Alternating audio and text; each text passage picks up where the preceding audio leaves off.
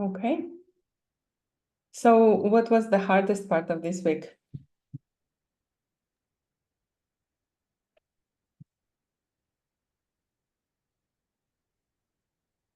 Was it everything? Or is it too easy? How about Gulnur? Gulnur, how do you like Dom so far? Oh, honestly, the whole week I missed this week's classes. And Uh-huh. it's actually for this week, this is the first class I'm joining due to work. I was a bit busy, so I couldn't join. So I think Okay. I will be very silent today. I will try to listen and catch some things. And then, yeah, during my off, I will try to rewatch and practice it. Okay. Today we will actually continue practicing our algorithm skills, so like array and object manipulations. So you're fine. And definitely you're not gonna stay silent today. I have Okay. plans for you. Okay. Okay, good. Thank you. Sultan, how about you?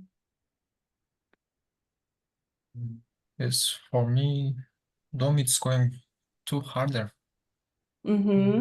Yeah, Okay. but I just to do the practice, and I think it's keep going little by You little. guys, you guys had like 3 classes or 4 classes on DOM so far, right? Yeah. So yeah, it's just the beginning. It's okay to struggle. To me, like when we were doing DOM, like I remember it was very difficult because it was, on the one hand, it was the algorithms that we needed to learn and practice, right? And on the other hand, it was DOM manipulations and methods and everything. So yeah, I understand the struggle. Caner? Mm, it's going okay. Mm-hmm. I've been just busy with other stuff this week, and Oh, yeah, it's the back to school season here, so yeah, I know. I've I been busy know. this week. Yeah, my daughter is also starting school this year, so I'm a little anxious as well. Hmm. Okay, good. Um, who else? Aziza, how are you? Yeah, I'm good. So Mhm. the class I missed, but I did by purpose. I mean, I made it. I didn't want to join the class yesterday because since that DOM manipulation, Uh-huh. and so I don't really have problem. I understand this for me is the DOM is much more easier because then you understand when you write document, get element by ID, then you can see what you are getting in, because it's similar HTML, CSS, so you can see. But when you have questions, for example, like object and DOM, it is a little bit harder for me. But when I build something, it's much easier for me when I visualize, when I see something. And DOM is okay, but it's not gonna be easy in the future. I understand. And Janar and Aselia, you guys have children, and you are more probably more busier than us, because sometimes I think that who has those people who has many children, like 2, 3, I feel that those people are very like brave, very hero. I mean, they can study at the same time, they can take care of children and get in responsibility. So it is a huge work, and I'm proud of you, really, who has children, and same time they study IT, same time they are after children. Yes, so Thank you. yeah, I am really. It is a 24/7 job, for us. Yes, yes, yes. Like I cannot take care of myself well, and plus children, and Thank you, Aziza, for your kind words and for acknowledging us. Once I asked my mother, Mama, how I will take care of my children, and she was very angry. Yeah, you are 30 years old soon. But I feel like that I cannot take responsibility, I mean, I'm afraid, so. Yeah, you never feel ready for this kind of responsibility. And it's, I mean, me, like, I still cannot grasp the, the magnitude of all the responsibility that me and my husband have, with the family and everything. Because deep inside, you still feel like you're a kid, and it's just you're a kid, but you also need to deal with all of that because nobody else is gonna deal with the whole situation for you. So yeah, it's not like, you have a child and then you grow up immediately or like become adult. I never feel like I'm an adult, to be honest.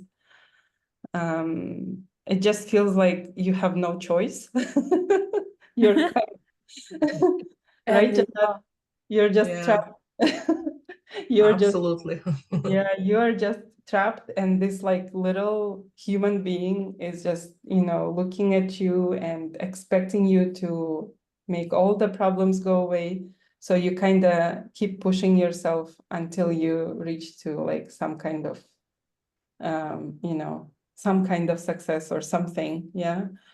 So it's not like we have some kind of um super adult brain or something, or like attitude. It's just you have no choice. You have to somehow deal with everything, and I don't know, somehow it when works. I was Asel, when I was younger, I thought that the successful person is the having successful business, I mean, the or person is very genuine, like very clever, smart, Mhm. I saw that people are very, very successful, but after 10 years, when I become 30, for me, successful people are now is different. Yeah. The successful person for me has 3 children, cook very well, delicious, and very good mother, and for me now is my preferences is changed, I mean, Yeah.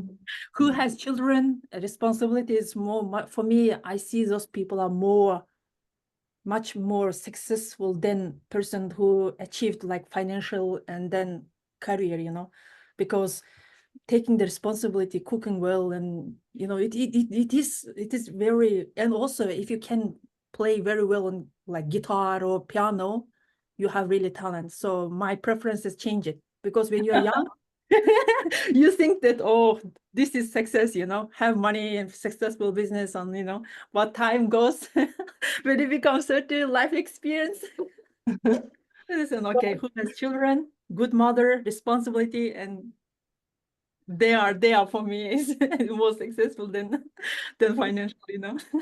Aziza, I'll tell you something. When you're over 36, I would say, having a stable mental health would be considered a success.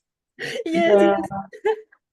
I haven't had stable mental health since like last 5 years, I think. So Yeah, same.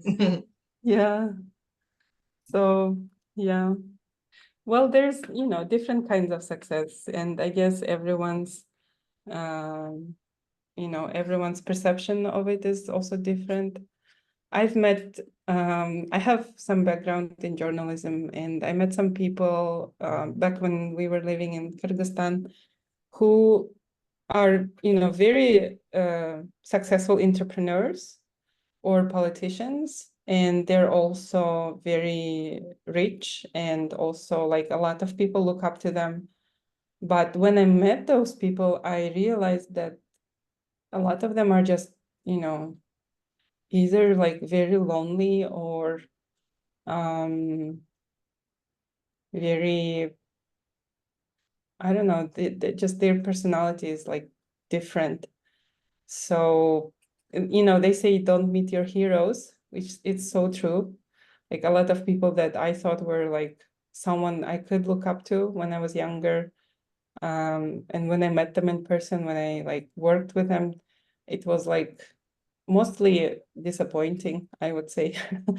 So I think, yeah, as long as you have, you know, either like good friends or a good family, people you can rely on, and you're just genuinely happy with your life, I think that's really important.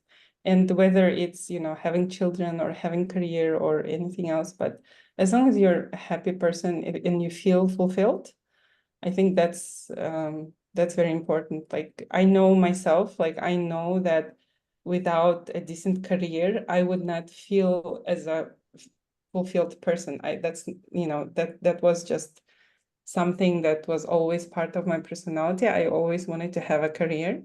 So I even, you know, with after having our daughter, after moving to Poland, I was like, I still want to have something because my career, my everything was left back in Kyrgyzstan, and here in Poland, like nobody cared about my previous experience. Nobody cared about you know, what I could bring as a professional. So even though it was hard to start over, now I truly feel like I have everything that I wanted, you know, in terms of career and in terms of relationship within my family.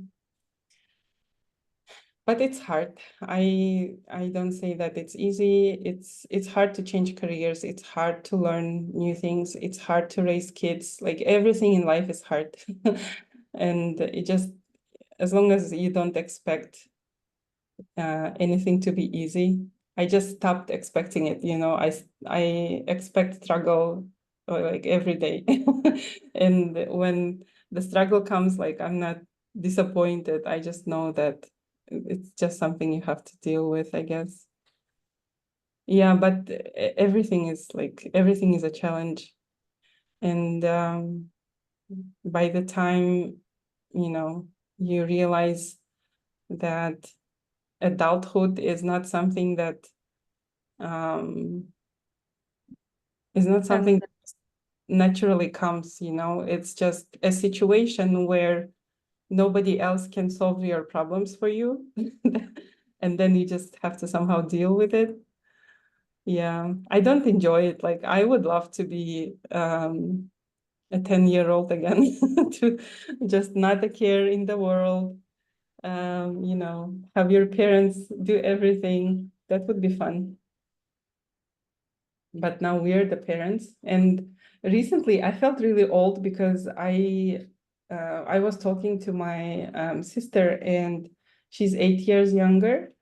Well, she's a cousin, but we are close. We grew up together.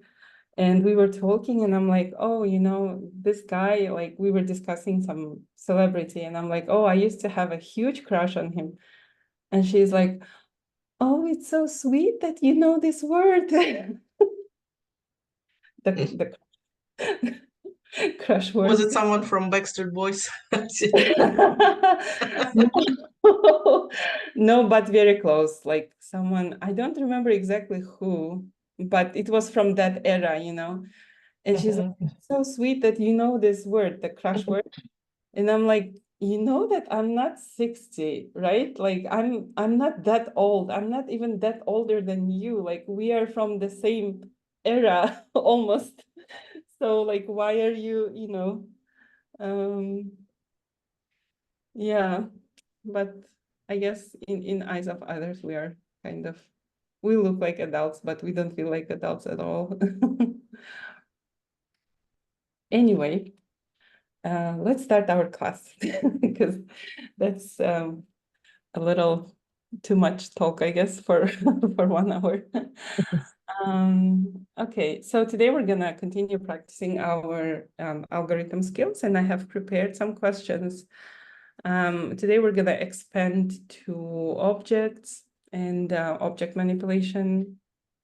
And we'll see. We'll see how you guys are doing, and maybe next class we can do like a DOM project where we will use both, our algorithm skills and what you have learned so far in your DOM classes.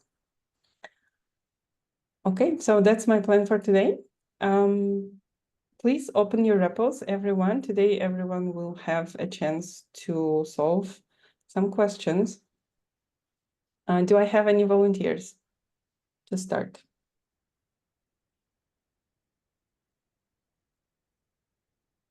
All right. Janar, how about we start with you then? Okay, yeah. Hmm?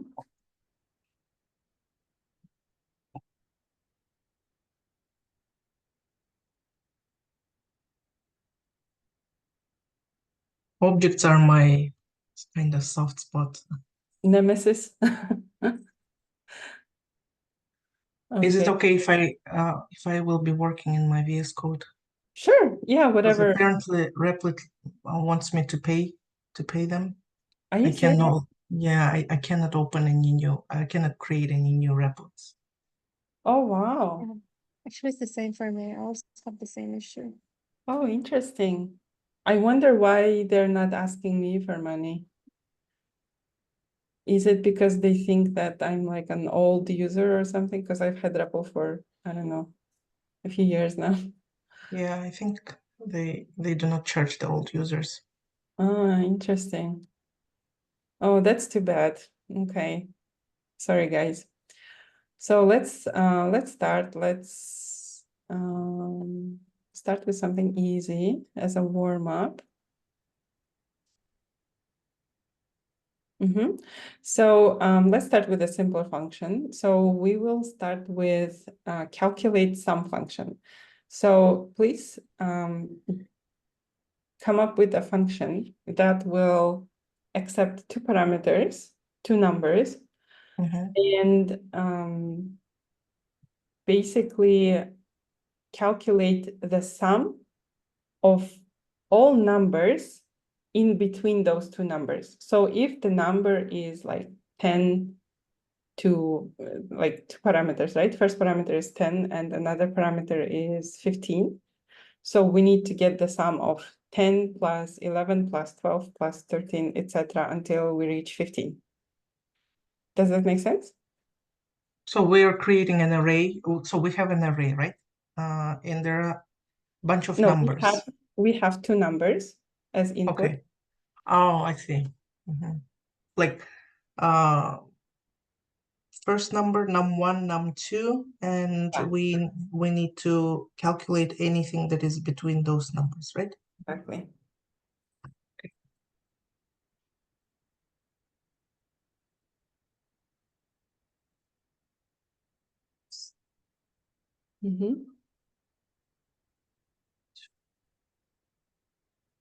Okay, so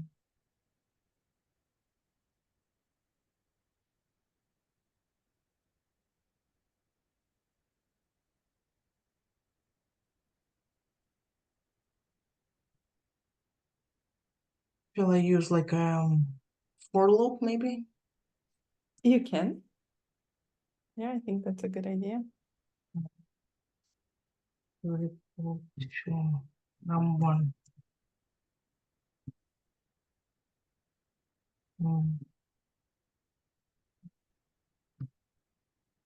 Yes. Num2.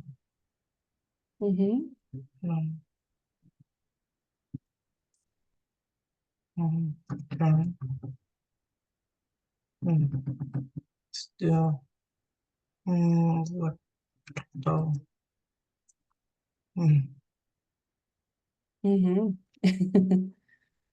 And Okay, everyone but is welcome to like contribute.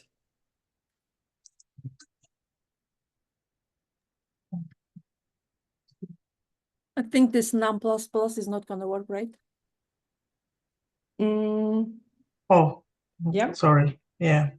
nice catch. Total is equal. Hi. Should work, right? Okay. I'll return total. Okay.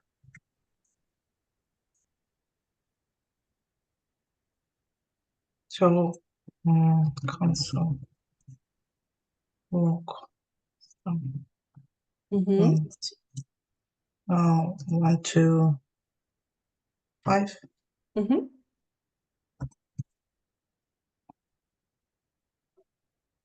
15. Mm-hmm.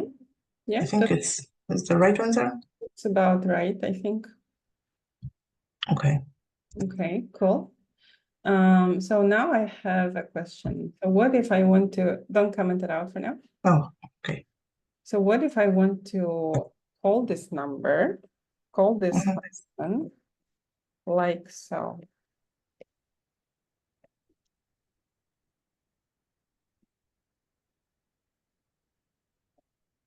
Oh, sorry, not 10, 15, vice versa.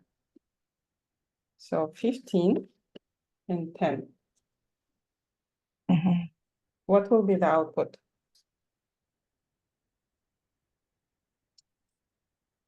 Probably number 1 would be the 15. And then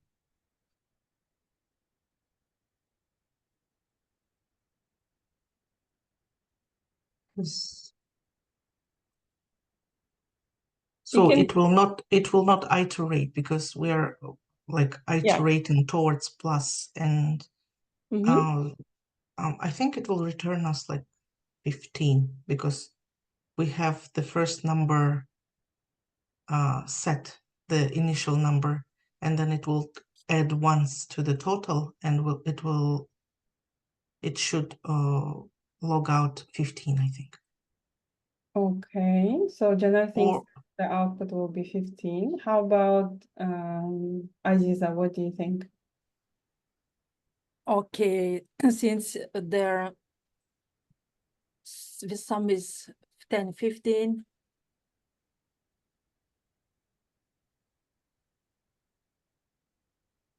I think it gives for us error because it's increasing, not increasing.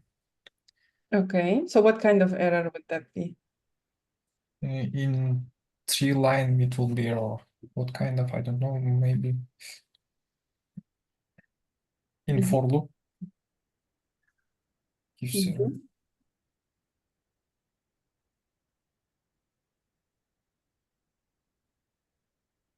maybe undefined? No, not undefined. It will throw an error, right? yeah, but Asel, I think Sultan is right because the initial is, we are actually saying,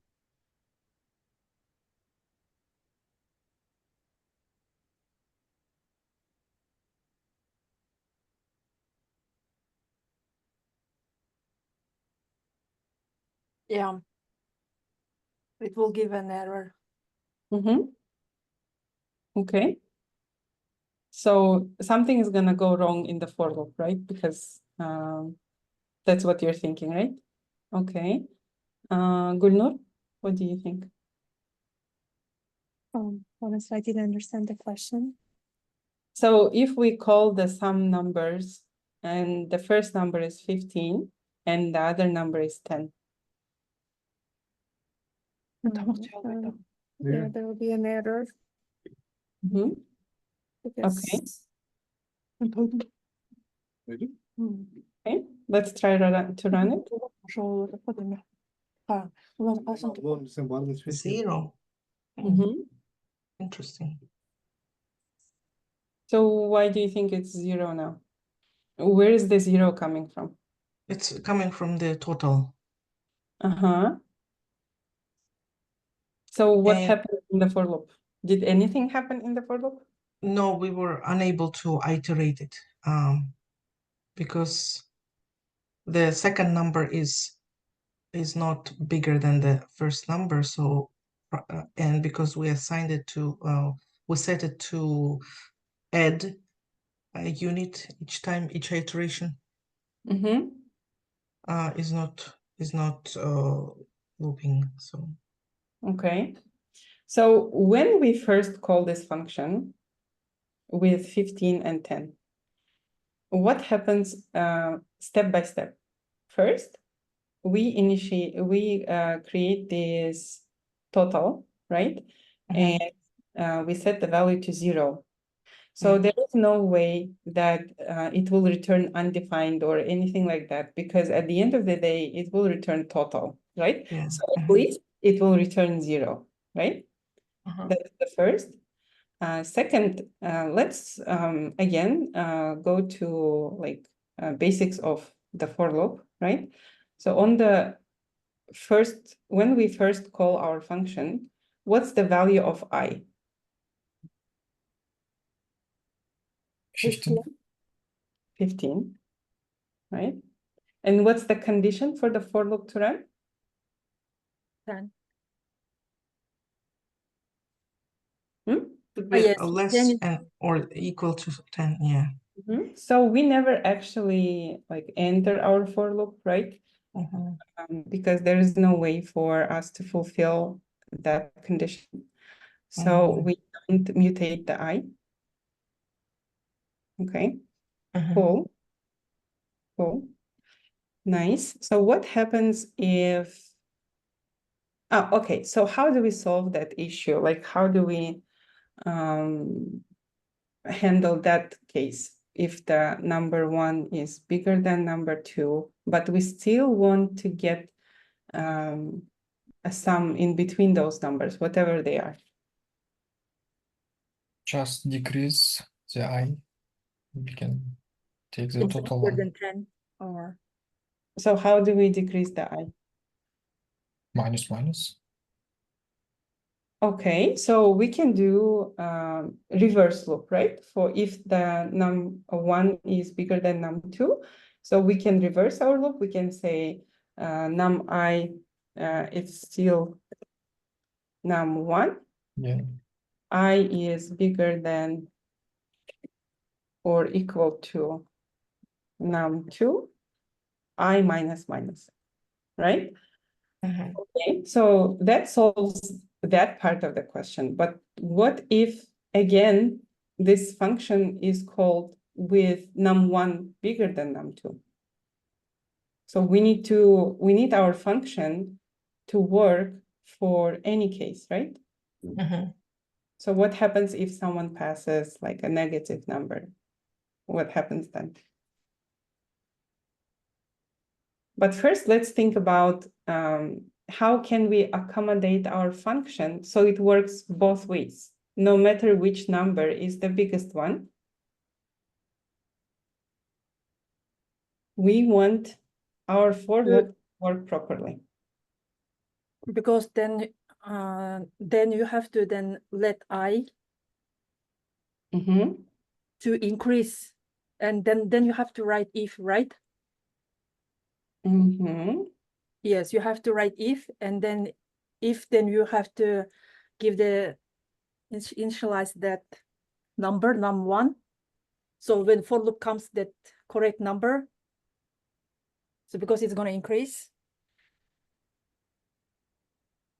and Yeah, when they reach the number and it stops there, and then you get answer, right? okay, but for loop is not going to run if for example, if it was like a normal for loop, right? And we have num1 and num2. So it's not going to run unless num2 is bigger than num1.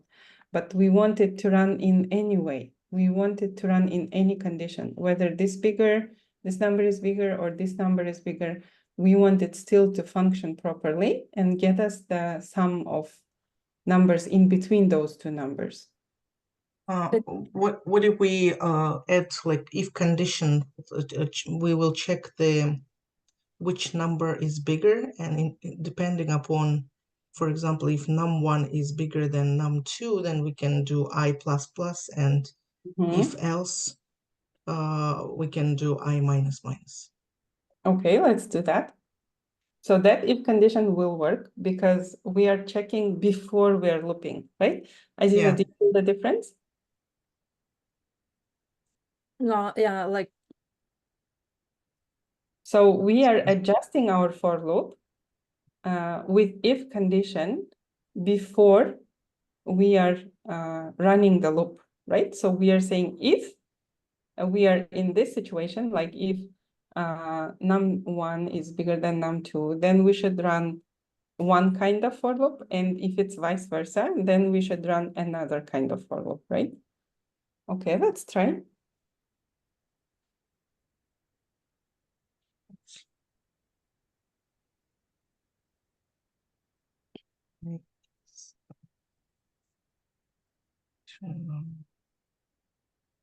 Two I plus plus.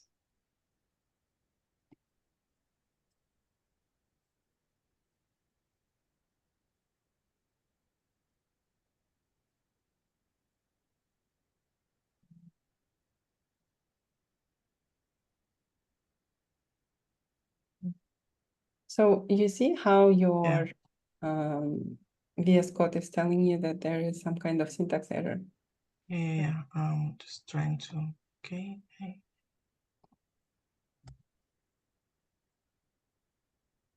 Else if.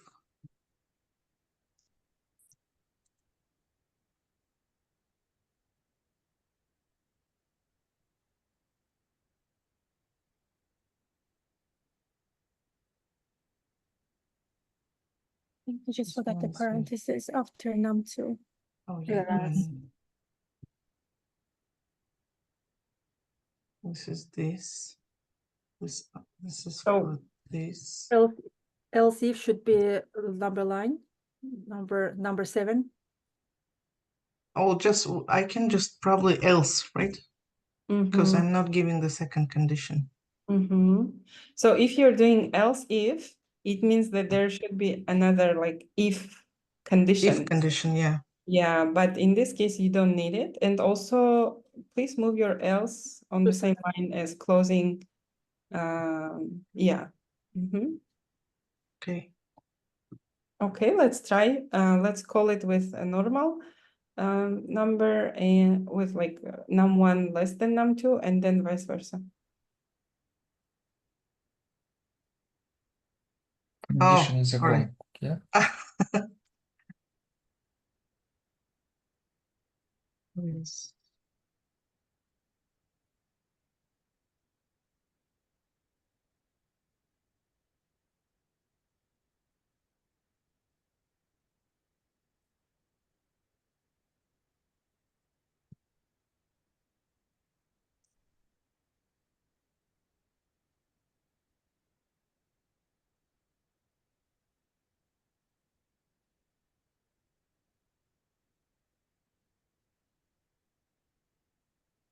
What?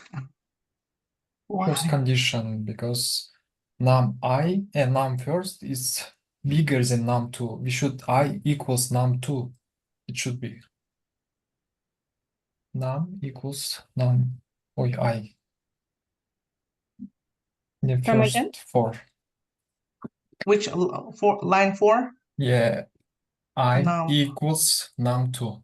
Yeah. We should change with the place here. Because num1 it's bigger than num2. We need num less, Oh yeah. number less, yeah. That's right.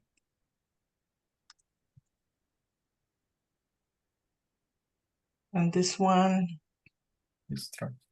is it correct? Yeah. Seems okay, right?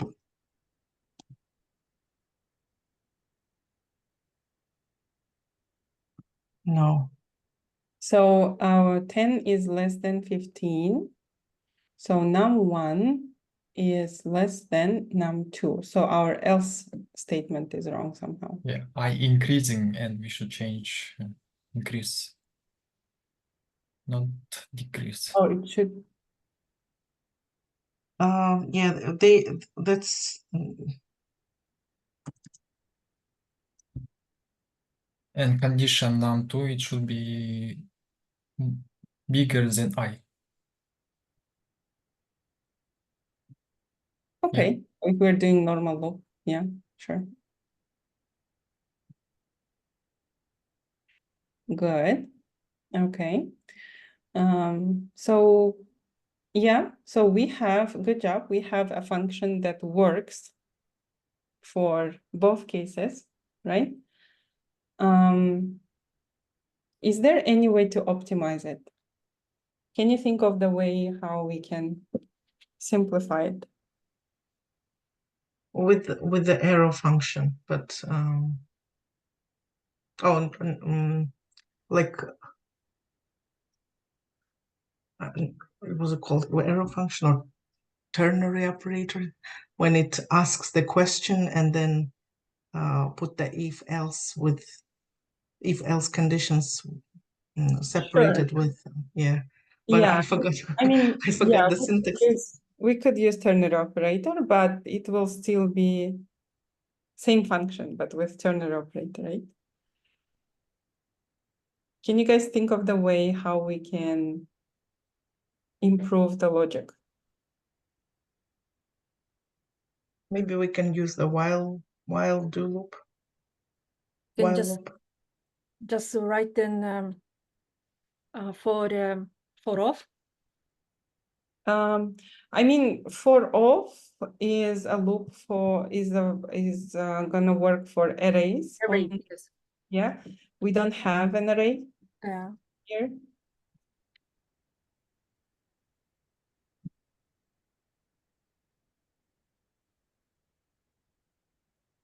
Okay, what happens if we, do you guys remember the methods that we talked about? Math that mean, and also math that max. Max. Yeah. So I want you to think of how these two methods can help us to like optimize this function.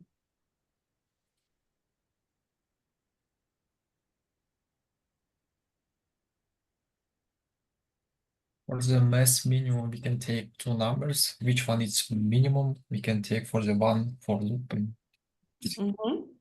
Okay, go ahead.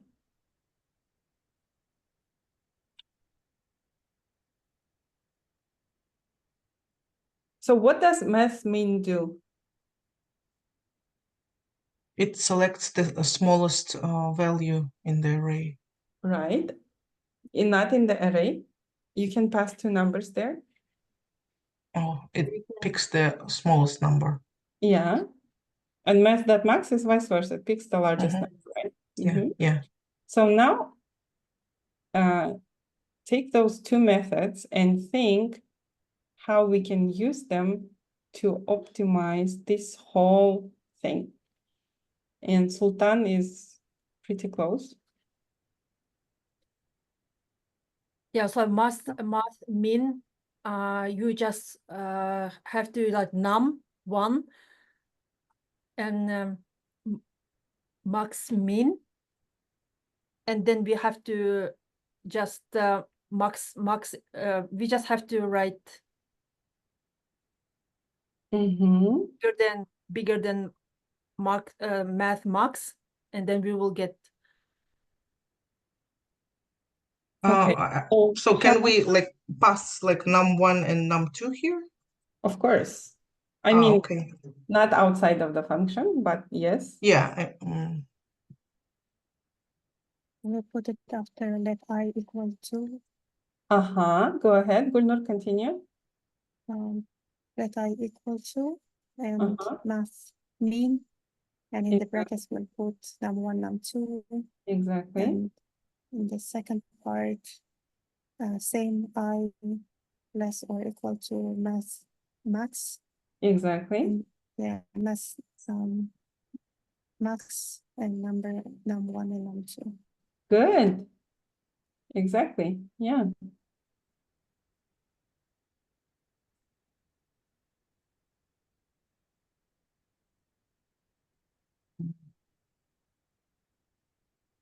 Plus 1 or 2.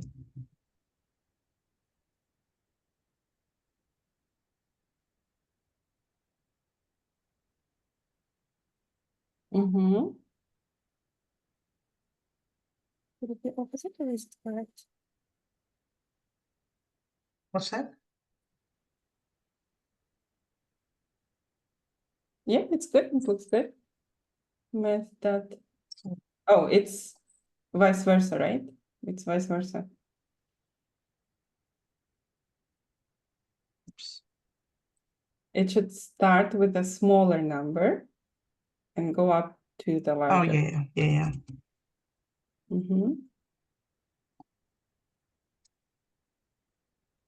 Okay. Should we test it? Yeah, it works. There we go. So this is how you can use methods to Mhm. simplify your life, right?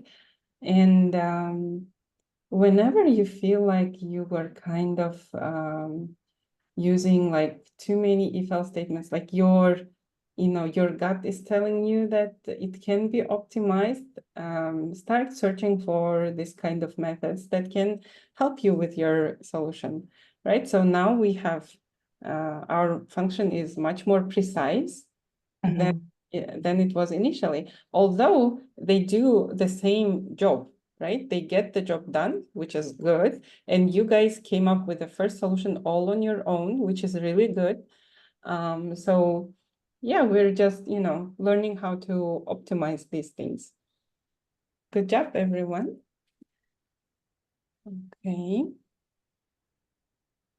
I just didn't know that we can pass like numbers to inside the parentheses to mathmin. I thought it works only with like arrays or something.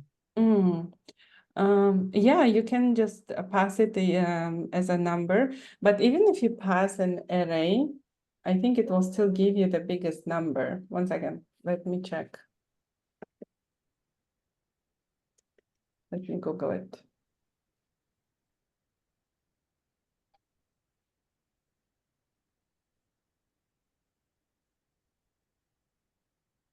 You know what? Let's just do this. Let's just wrap it. That will be faster.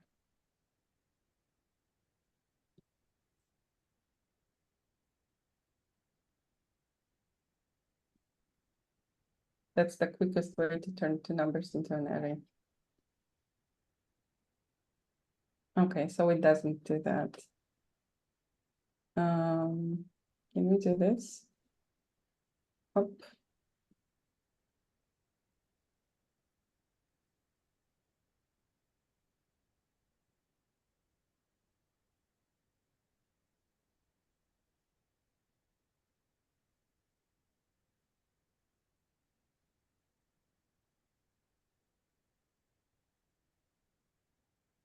So let's do 10 and 15 and see what it's gonna return. None. Huh. Wait, That's interesting. doesn't It work? should work. I think so too. I think so too, because it. Wait, what if you do this?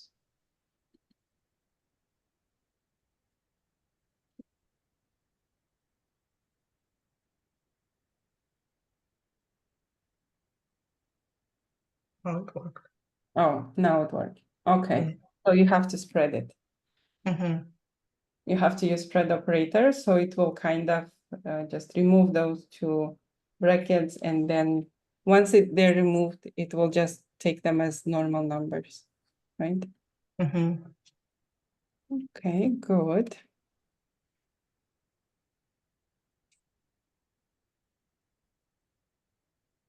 So we could, if we left the brackets here, we just need to put the spread operator, right? And it will work. Yeah. Okay. So let's say if this was like an array Yeah. instead of two numbers, then you could totally do that. Mhm. So is it going to work for negative numbers? Well, let's try. It should work, yeah. So let's say if it's like minus 10 and 15.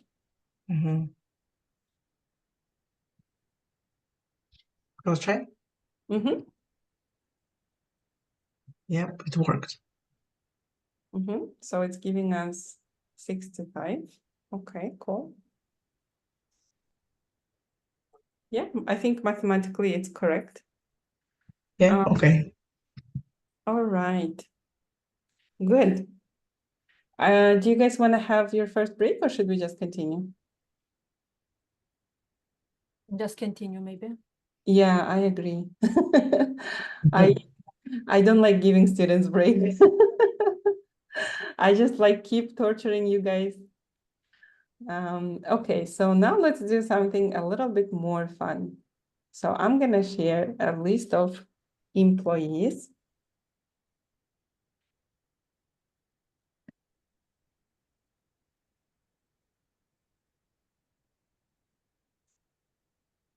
So Janar, if you could continue with this one, and then I'll pick somebody else to torture for after this set of questions, okay? Okay. Yeah.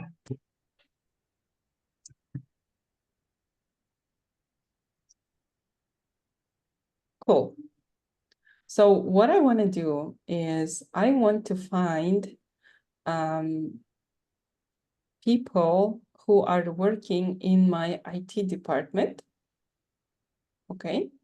Mhm. And I want to count them. So I don't want their names or anything. I just want to know how many people are employed in my IT department. Okay. So do you want me just to console log out or create a function that finds people that work in IT? How are you gonna console log it?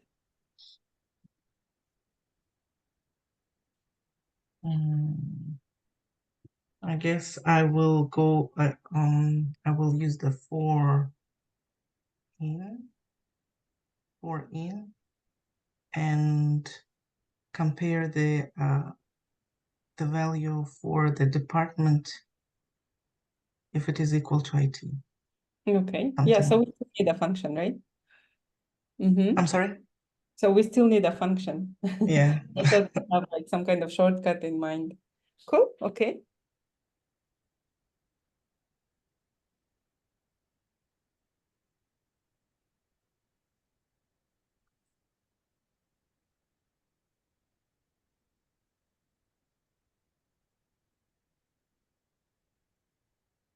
And let's use for in, maybe, just, just for fun.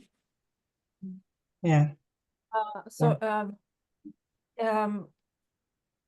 the question is that we have to find out how many people work in IT industry, in IT, right? Yeah. Okay. But then why we need an index? We could, because we don't need an index. No, we don't need index. I mean, we don't need an for in, we need an for off, because you are not saying that find an index. You are saying that find how many people work in IT. Yeah, sorry, for off loop. For in loop is used for objects. Yeah. Yep. Catch. Good So catch. we have to write for off.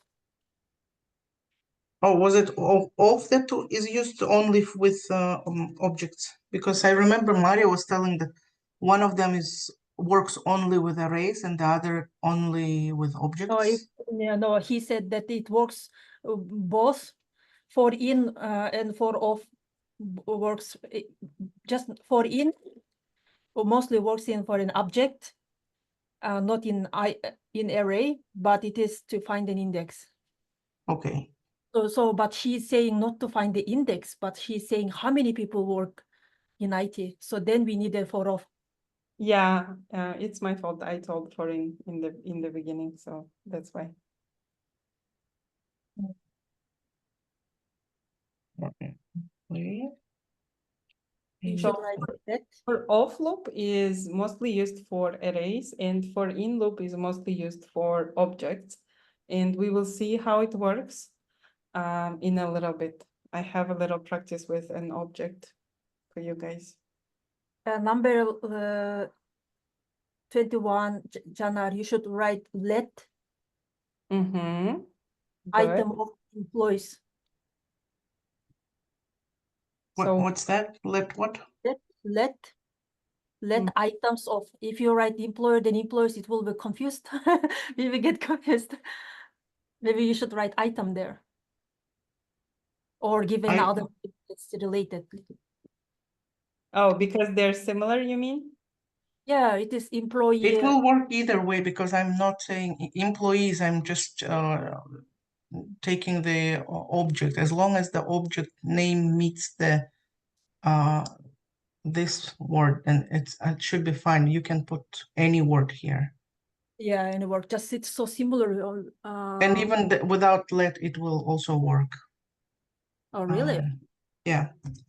Yeah, JavaScript will kind of insert let behind the scenes, but it's still better to follow the syntax. So it will be readable because when I write the code, it will be difficult to understand for others. So it's better to follow the convention and still use let, and because otherwise JavaScript will insert var behind the scenes. I think it will insert var, and with var, you know, there's like a whole situation with scoping. You don't want to deal with it. So yeah, it's better to just use let. Okay, go ahead. Okay. The department is equal to IT. Mm-hmm. Is that right? Okay. But you should write if, right? Mm-hmm. Yeah, because this is inside the for loop is not gonna work, I think. Then you should write if and then compare how many people work in IT. So employer Hold department. on, Aziza. Can I just take a minute of that? Okay, take your time. Right now, I do not want to count them. I just want to return all the employees that work in IT. So, Oh. Okay, I mean, up to you how you want to implement it.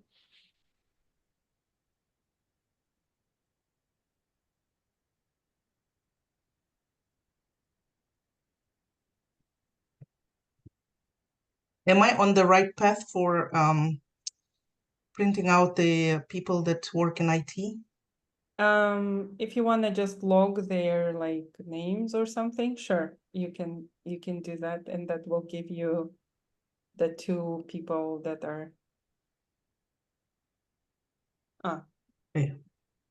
okay. So there's a difference between logging something inside the for loop and returning, right?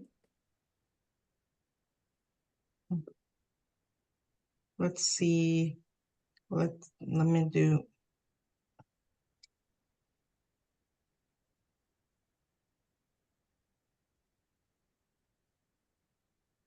Let IT people equal to.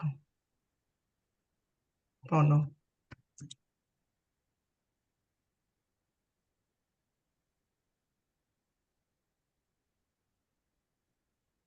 So I should be putting the return here, right? You can certainly try, and let's explore what that will do, what kind of result that will bring.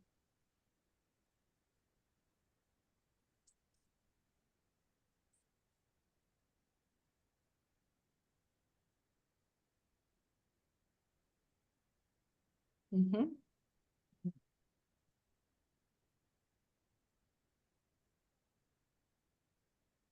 Oh, false. Mm-hmm.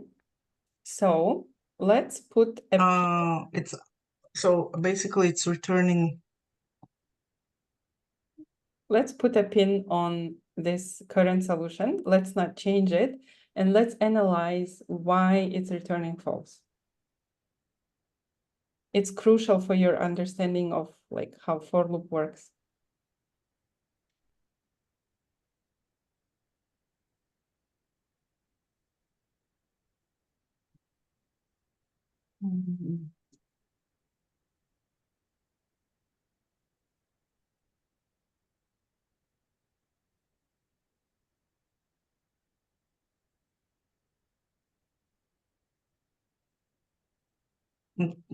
I know that probably this one is not supposed to be here. It's because I mean, there it's are usually situations when we need to return inside the for loop. It's just not current situation, right? But still, yeah. before we start changing our solution, let's understand why what is happening. So why it's returning false? So I want to hear from Dovut. Hi, Dovut, welcome. Hello, sorry, do you guys hear me good? Because I'm on the phone. Oh, Can okay. you can you Yeah, hear we me? can hear you. We can hear you, yes. So yeah, the return was inside the for loop, and also I guess so, so the false because the return was the inside the for loop. No, that's not why it No, was. No. Because we have to check, Asel, we have to check IT with an if. How we can check can it find out without if? It can. I mean, for the solution of the given problem, we will eventually need if statement, right? But right now, why? No. Don't do if for now. Let's put a return statement back there. I think So there is I a want little you to, typo. yes, Gunnar? I think there is a little bit of typo because your const is employees, right? Is it Which the line? one? No, I mean, like in no, everything is No? fine. There's no typo. it's fine. Okay. Where do you think the typo is? Like here? I thought it return employees dot Oh, yeah. department. No, that's fine because we're looking at each employee inside employees array. Mm. So think of this as like element inside any array, right? No, I think the typo is here. Where? Employees department. All right, you can try that. Oh, no. So right now, if you do employees that department, it doesn't make sense because employees is the whole array. And the Yeah. whole array doesn't have a department.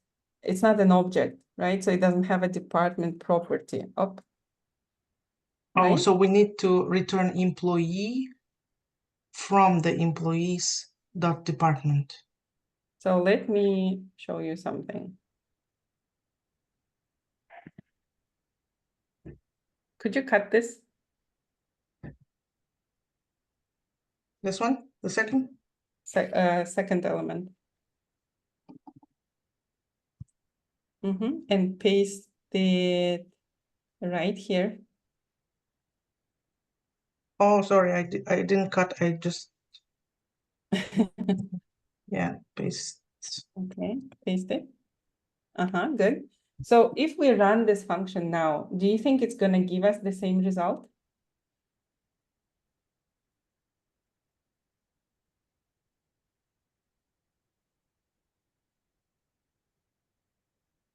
Let's try. So why is it true now, but it was false before? So it only iterated it for once. It checked the first element of the object. Exactly. So what's happening behind the scenes? Let's digest it. So we call our function on employee array. The for loop starts. It's in the first loop. In the first loop, well, not now, but before, Alice Williams was the first object, right? Yeah. So we are saying return. So what is it supposed to return? Is employee department equal to IT? So employee department on the first loop is finance, right? Yeah. So is finance equal to IT? No. No. So it returns false. And it doesn't go any further. Why? Now you have to increase them.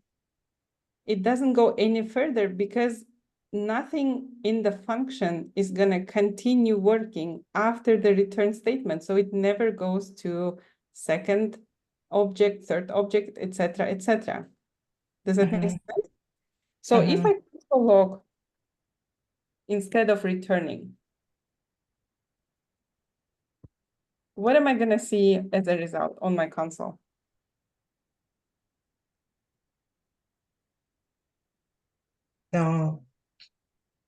True. True. Then? False. Then? False. True. Exactly. So that's the difference between like console logging something inside the loop where you can actually check each element for something, right? And console log doesn't prevent the function from like continuing its functionality. Okay. You return inside the for loop, it means that it will return either like as soon as it basically finds something that will hit that return statement. So in our case, it compared department to IT, right? Whether it's true or not, it returned the result, and that's it, basically, right? And it never went to second, third, fourth loop as it was supposed to, as we expected it to be, right? Cool. Okay. So I have another question for you guys. What happens if I do if employee dot department, right, is equal to IT, right? So I want to return employee dot name. So what am I gonna see? You're gonna see the name, how many? John Doe. John Doe. Am I gonna see? That's question for Aziza. Am I gonna see Bob Johnson as well? Yes. Okay. So one option is that we will see both John Doe and Bob Johnson. How about Gulnur? What do you think? Are we gonna see both of them? Yeah, I think you see both of them. I think no, because we didn't give for the empty array for both. It just gives the second one and console. Okay. So Sultan, what's your answer? Like, what will be the output of current function? Bob Johnson, it should give Just the Bob second. Johnson? Yeah. Okay. So we have interesting battle here. Okay, so Aziza is saying that we will see both, right? Oh, and Gulnur, right? Okay, Sultan is saying we will see the last one. Dovut, what do you think?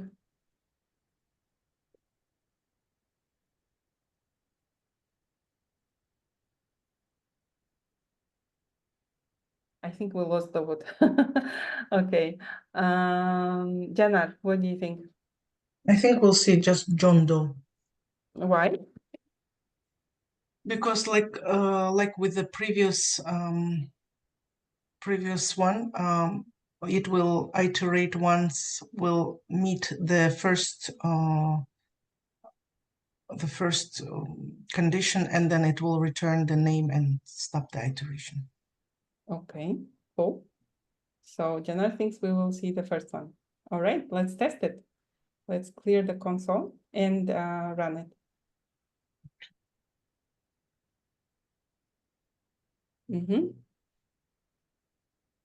So we see only first guy, right? First IT guy, not the second Yes. one. So why this is happening? Let's go over it once again. For loop starts. It goes inside the first loop, right? It sees, so it checks with if statement. Is our guy from IT department? So is this condition true? It's true. Yes. Then it hits the return statement, right? Since the return statement is already hit, it's not gonna go and check Alice Williams, Jane Smith, and Bob Johnson. Why? Because we already met our return statement, so it's not gonna go any further. Does that make sense? Yep. Okay, so what if this guy, let's cut this and put him back after Alice Williams.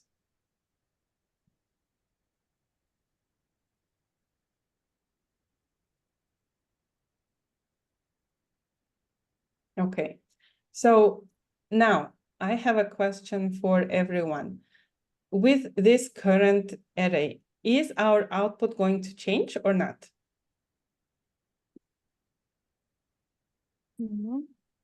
It will be the same Good. Why? because first he cannot find, and second he found and then stops there, right? Exactly. Good job. Good. Yes. So first it will check, is Alice Williams from finance? So it's checking here inside if statement, right? The if condition here is in order for us to see, like, is this Alice Williams going to enter this block scope, right? But since she doesn't fit the if statement, her department is not IT, so she will never enter this return statement. She will never hit the return statement because the if statement is not executed, right? It checks the condition. It's not true, so it will not go inside the condition. Now the second guy is from the IT department. Therefore, the if statement is true and the return statement will be hit, right? And it will return John Doe, but it will never go check Jane Smith or Bob Johnson because the return statement has been executed and nothing else will happen after the return statement is hit. Okay? But now, Asel, I understood how many, now I understood, because if you want to go further, then we need one variable, then we have to put that name first, they catch the IT, right? So it has to go to one variable, and then we have to, the variable is not the 0 anymore, after they runs the first time, right? So it is department or the IT, and then after it goes to an HR, after for loops runs one more time and goes to an Jane Smith, and it's gonna compare with this counter, if it's IT, not IT, and then it skips and then goes to further again to next one. Yes, Exactly. Good job. It's counter, not count. Very nice, I think. Yes? so I understand actually the for loop, I understand, but it's too much information nowadays. For loop, my husband also, like, I mean, my boyfriend, he also works with an IT, and he maybe explained me 100 times, It's good to have someone. Yes, Gul, you have a question? It's I concept. Yeah, I I got a have little a bit question. confused. So, for example, when we worked, when we Sorry. did the second time, it showed us only one, right? John Doe only. But previously, when we did it, like, it was going into each of them and showing us true, false, and right. So I didn't get it. Why? Good question. That's because when we are using a return statement, when it's return statement is basically a command to the function to return the result and not go any further. So it will not do anything else. It will just return the first result it finds. But when we console log it, when we are console logging it, then it will, in fact, continue working. Because why? Because we're just logging it on the console. So let's show you once again. Let's, oh, could you comment it out for me? For some reason, my keyboard isn't. The whole thing? Just the if statement. Oh, just the if. Good. Okay. So I believe, Gulnur, what you're saying is if I console log employee that department is equal to IT, right? So why in this case, if I run this code, it's gonna return false, true for everyone, right? So it's returning false for Alice Williams because she's in finance, true for John Doe because he's in IT, false for Jane Smith, and true for Bob Johnson. So when we are console logging something, basically console logging means just display the information on the console. So it will keep the loop going and it will just show the information on the console, but the function itself doesn't return anything. You see how after false true, there's 0? Mhm. 0 is the counter that we are returning, right? So after the for loop is over, it will return 0 because that's the value of our counter. But if instead of console logging, I do return,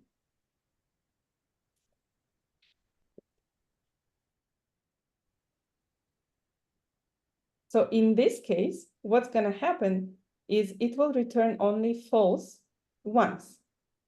Oh. Okay. So in the previous code that we did, we didn't do return, right? We just console logged it. Yeah. When it was Okay, returning true, okay. false, we were console logging it. So the function doesn't stop when it meets the console, right? It will continue going because console is just for us to like have a peek inside the function to see what's going on there, right? So the console is more like our tool to investigate what's happening inside the function, to see like the errors, sometimes some kind of interim output or anything like that. When we do return, what's happening behind the scenes is it will start looping, right? And on the first loop, immediately it says employee.department, compare like employee department to IT. So, okay, so it says Alice Williams sees the department property, the finance is not equal to IT, so it will return false. Okay, and that it will not continue the loop because the return statement has already been executed. So like nothing else is going to happen inside the function if we return something. Okay. Got it. Thank you. Okay, good. Thank you. Asel, I have a question. Yes. Oh, when Janara put the return inside the for loop, and I said we have to put it outside and put the if else, what was my mistake? Okay, could you repeat that? I'm sorry. When Janara put like that, I said to put the return outside the for loop and put the if else inside the for loop. What was my mistake there? You said like you said this was wrong, but you guys did the same thing. Oh, you mean, okay. Could you repeat your Yeah. idea? I've already forgotten what we were talking about. Yeah, you asked me what Janar was writing like this exactly, and I said the return is supposed to be outside of the for loop. And you said that's wrong. The answer was wrong. Yeah, because But you guys did the same thing right now. no, we are still returning outside of the for loop. We are, in order for us to get the result, we need to Yeah, be that's what I said. Okay. outside the for loop, okay, not inside. Yeah. Yeah, what happens if we return it inside? It's just gonna be the show up the first one. I got it. Yeah, it will return 1 instead of 2, right? Yeah. Okay, cool. Good question. Let's comment this out. I have another question for you guys. Okay. Celia, if we imagine that we do not need the counter, but we need to make like a list of people who work in IT department. So for that, do we need to create like an array of those people and then or we can do it without an array? It depends on how you want the list. Like usually when we're talking about the list, it is an array. Yeah. So if you wanted to get a list of all the people who work in IT department, then you would need an array of like IT people where you would keep pushing those like names or objects inside that array. Okay. Jana, can you please console log the employees? I cannot see the answer.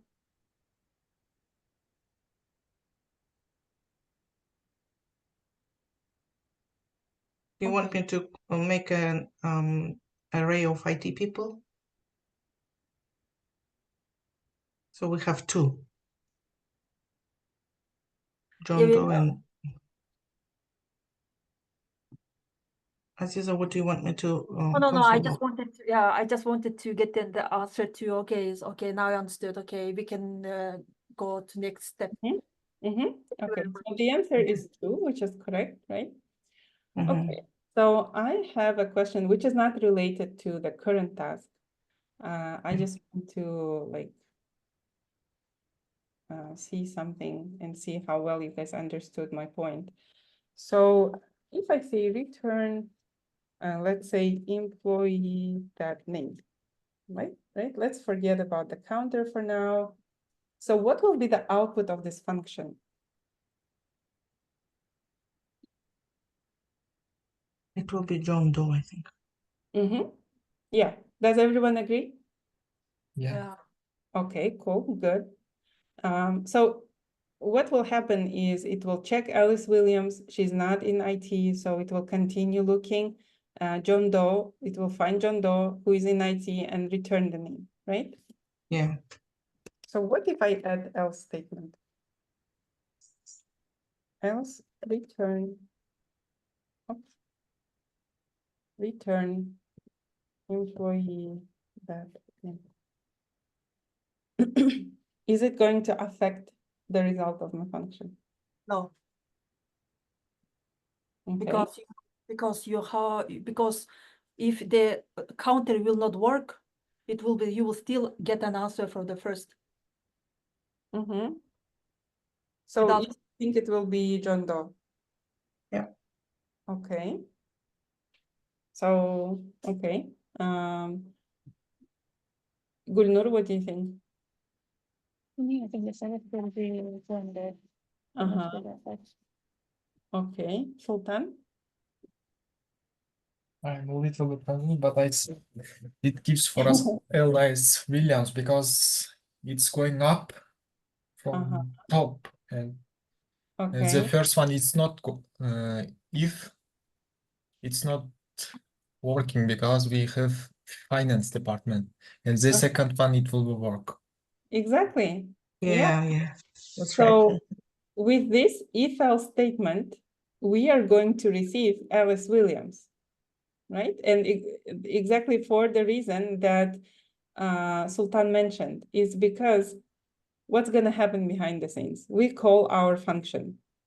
It's going to start looping from Alice Williams, okay? So it goes to check if statement. Is Alice Williams in IT department? No. Else, but it has else statement, right? Else, okay, just return employee name. So, okay, so else statement works for us. So we're still going to hit the return statement, return Alice Williams, right? And that's it. It's not going to go any further. Okay.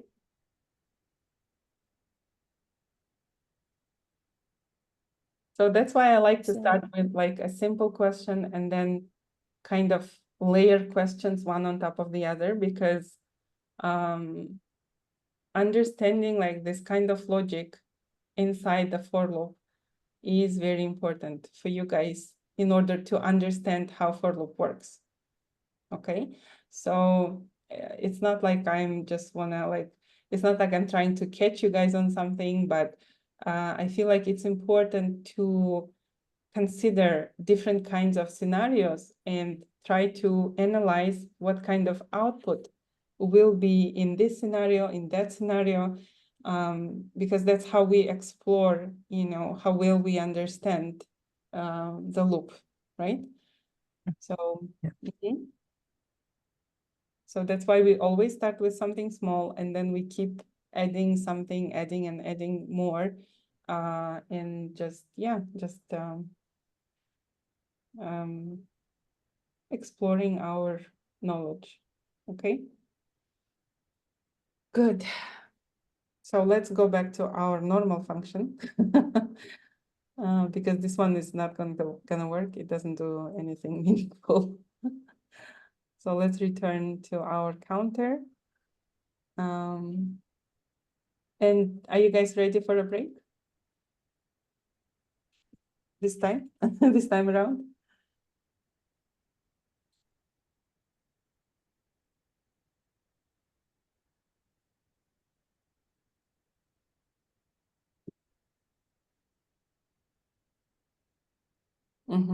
Good. So do you guys want to have a break or how are you You can just continue if you Okay. Yeah, let's do that. Is everyone okay with it? Or maybe if you need like a coffee or something? I'm fine with either break or no break. Okay. With Nur Sultan, are you guys okay? Yeah, okay.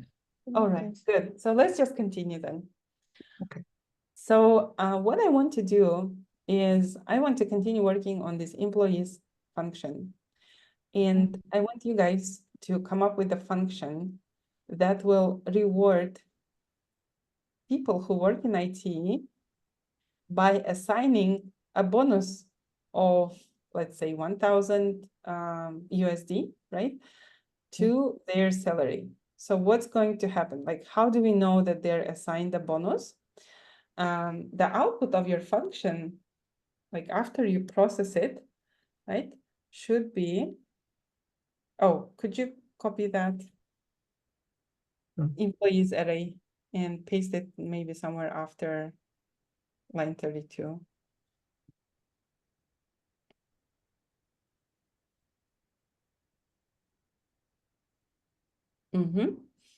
So let's say employees rewarded, right? So we're gonna assign a bonus of $1,000 to our IT people. So that should be your output, okay?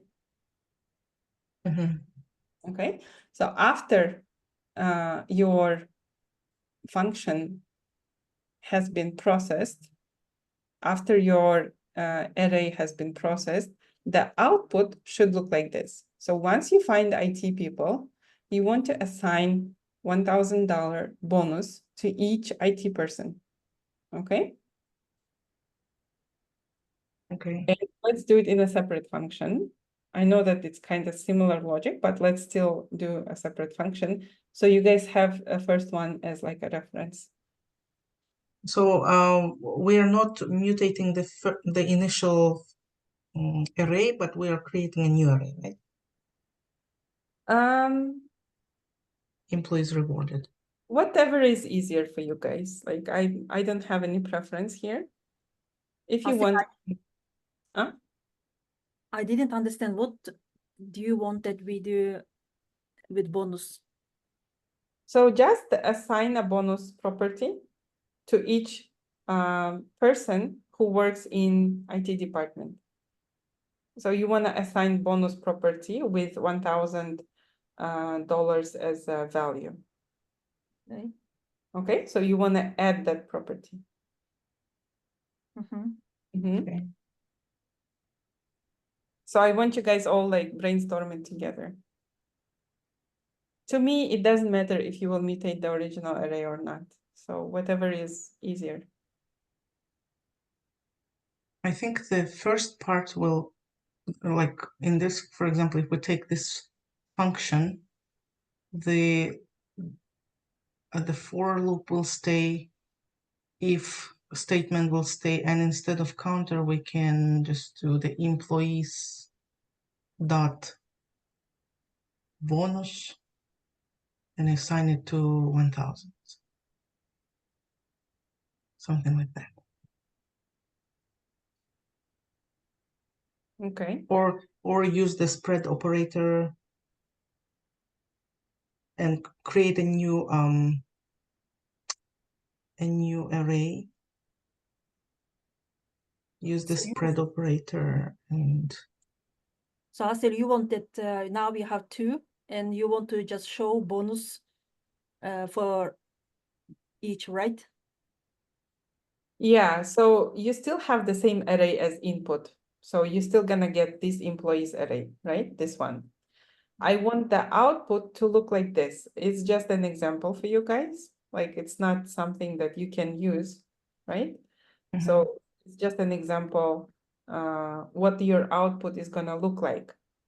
But you need to mutate or something, do something with this array so that it looks like this. Okay? You can just add inside the array the bonus 1000, right? Okay, yeah. You can just put like employees dot bonus 10, and then you will add inside the array. I mean, inside the object. So then you will have a new property. Right. But it's not for each person, right? Only for IT person. Then you can choose the IT and push Yeah. it. Okay. Yeah, you have an idea. So now let's put it inside in a code.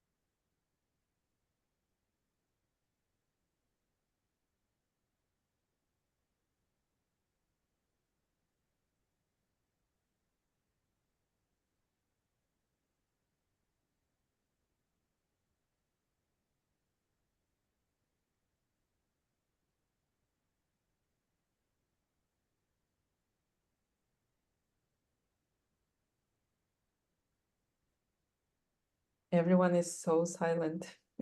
It's not it's very unusual for my class.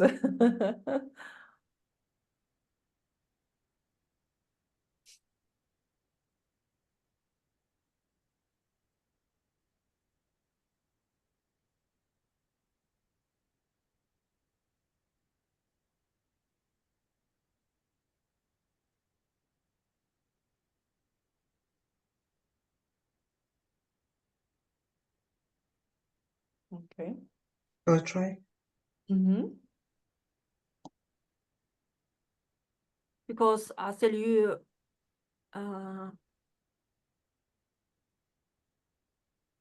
It says can't access employees rewarded before initialization. So it means that you're trying to access something before it was created. Yeah. On line 41. On line 41, check it first. No. Before, like even before you change something in the code, try to understand what your error is telling you. So it says that on line 41, so double check line 41, you're trying to access something that has not been created yet. Oh, yeah. Sorry. Exactly. Reward ends.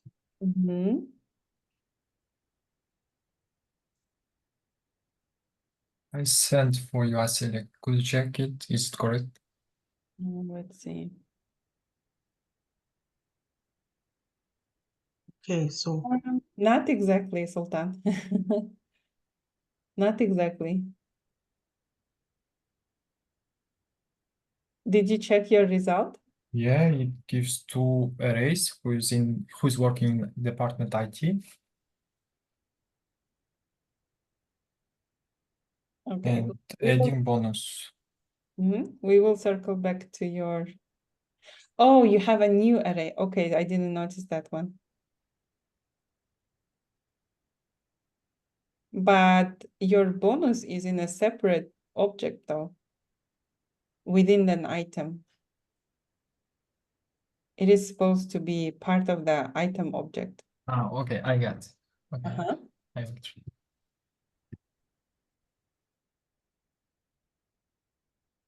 Okay, yes. when we're adding a new A new key. Is it how we do it? This is how we do it, but you're adding a key to an array and not to employee object. Ah, yeah. Employees.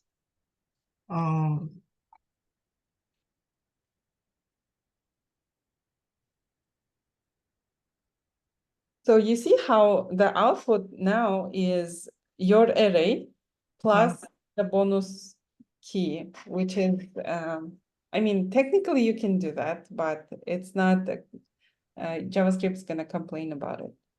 Yeah, I know that this one is not right, this part. Yep. I was I'm hoping just trying. I was hoping someone will point it out. So what's wrong with line 35? What needs to change there? Employee.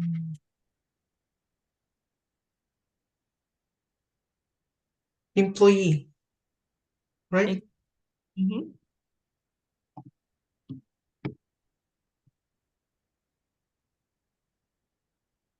Yeah, it worked now. Good. Nice. Okay. But it will actually be add like this, right? What's that? Actually, we do like this, right? Just as I said, .com employee dot bonus, and this is how we add the object because we work this with Adamat, you know. Yeah, this is how we can add a key, like a new key to an object. We can just assign it like that. Okay. Okay. Any questions? No. Good. So now let's take a step further. And do I still have a control? Yes, I do. So now I want to take it a step further and check. So let's say one of our IT guys already has a bonus of $1,000 that he received just a month ago. So we're thinking, okay, so since we rewarded John Doe, let's reward somebody else from IT department. So now what we're gonna do is we are going to find IT people who don't have bonuses so that we can reward them with a bonus.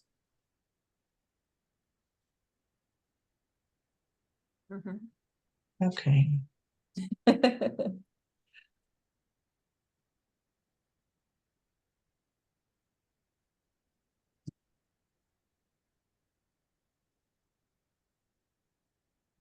And you know, a lot of real life tasks are going to be tricky like that. Because also like data in real life is also very complex, right? So you will need to navigate different, you know, conditions, different exceptions. So yeah, this is something that. So I just added this part.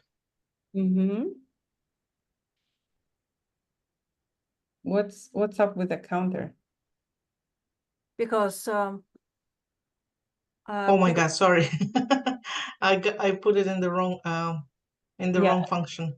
So for us, for not to be confused, let's do it 500. Yeah, so we can actually see the effect. And let's correct the right function, not that. Yeah. Oh, I'm sorry, Asel, I got confused really, like where you are writing the function. We have two functions, right? Now. I think I should just comment out the previous function, not to confuse. So this is what we have, what we're working with, and this is the current function. In console, the line 30, the employees, we don't need them anymore, right? Console. I will comment out this one as well. This is just the result that we're not expected to. This one? Yeah, you know, we don't need that. Yeah. I got confused. Yeah. Okay, so this is the only thing. Yeah, that's a good idea. So we're not confused. Good. Okay, do we need to give the John Doe extra bonus or not give any bonus at all? if he has one. It's okay. He can live with $500. Okay. Any questions about this condition that we added? Yeah, I really didn't understand 500. What was your purpose? I mean, what was the task? So I have added like extra complication. I said that in our initial array, right?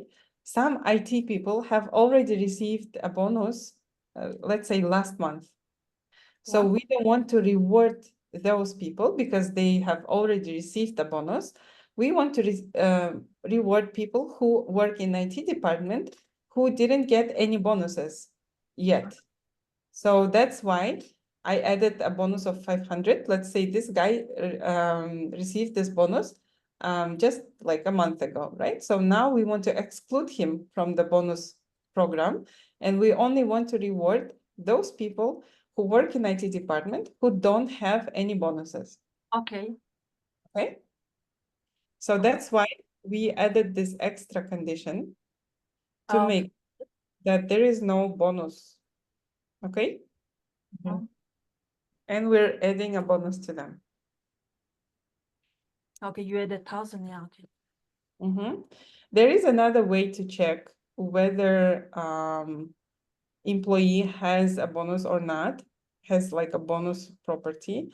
And this is a method called has own property. So it's a method of an object has own property. Have you guys seen this method? I think so, yeah. No? So when you need to check whether an object, so in our case, employee is an object, right? It's an object, whether it has some property or not. For example, does it have department property? Does it have name property? In our case, the property that we're looking for is bonus, right? But it should be in a string. So that will have the same effect. So it will exclude people who have this property. So now if we run this function, we will get the same result. Just for your knowledge, guys, we don't have to, there's no preference in this case, but sometimes you need to specifically like know whether this property inside an object exists or not. So this is how you can check. Any questions? No. Good. Okay. Okay, so now let's take it one more step further.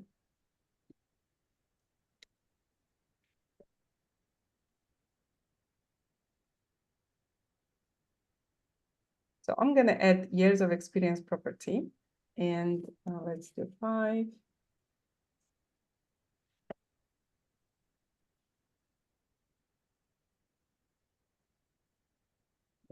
And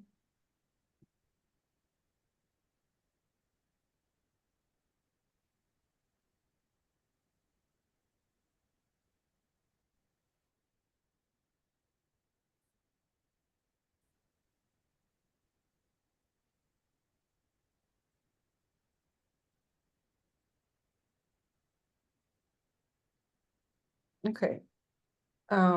So now I want you guys to come up with a function that checks how many years of experience each person has, right?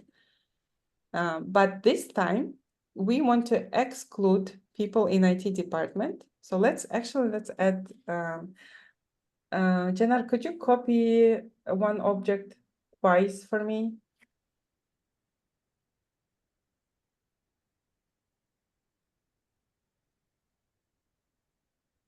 Yeah. And one more time.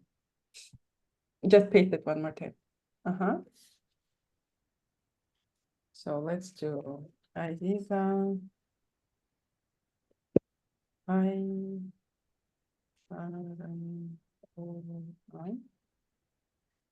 Let's say you are in management. Management. And you have 4 years. And let's add Sultan Bakirov. And Sultan, what department do you want? Should it be Sales, maybe. sales? And let's do save. Okay. So now, what I want you to do is I want you to find a person who is not in IT department. So any department but IT, right? And who has the most amount of experience.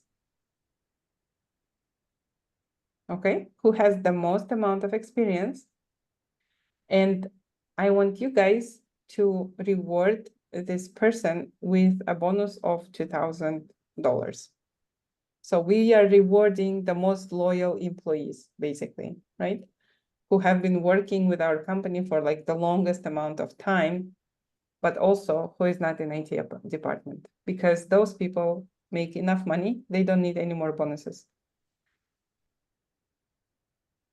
So you are saying that we need to award someone who has many years, like max years of experience, but if they're from IT department, right? Yeah. So in this case, that would be Bob Johnson, right? Bob Johnson, but he's in IT, so we don't need IT. Sultan will be, yeah. Okay. So yeah, Sultan. Sultan gets a bonus.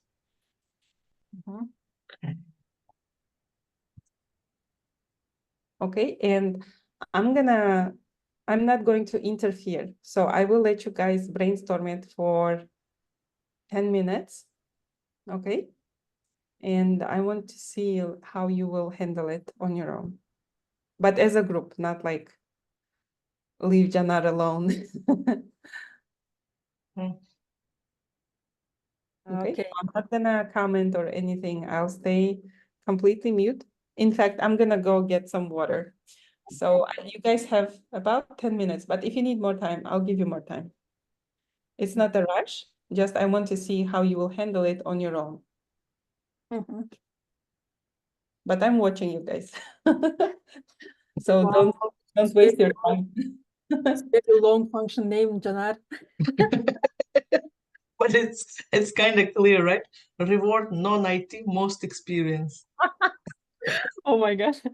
And we need a one variable, and then it will be the same approach as the first. Yeah, well, I'll just write the for loop then.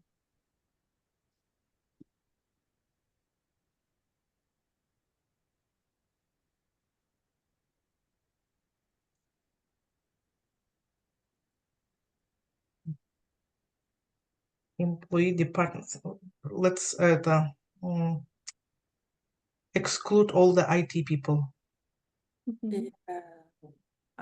So in case this is Sultan, right? So then the department, exclamation mark.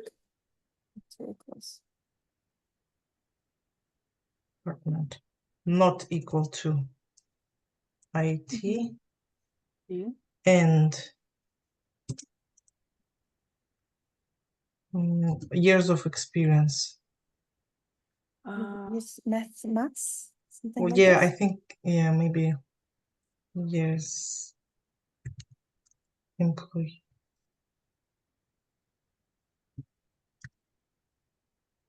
Experience is equal to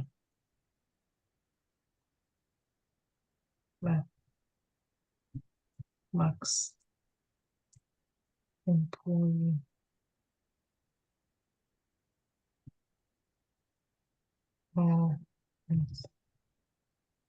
experience Is it right, guys? Yeah, like and employee experience bar or max. I think we don't need equals employee year or history. But I'm I not think sure. so. Just let me check.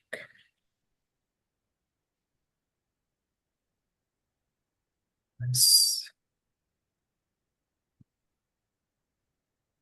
And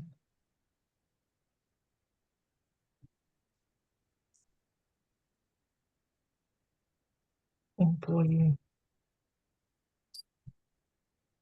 bonus. But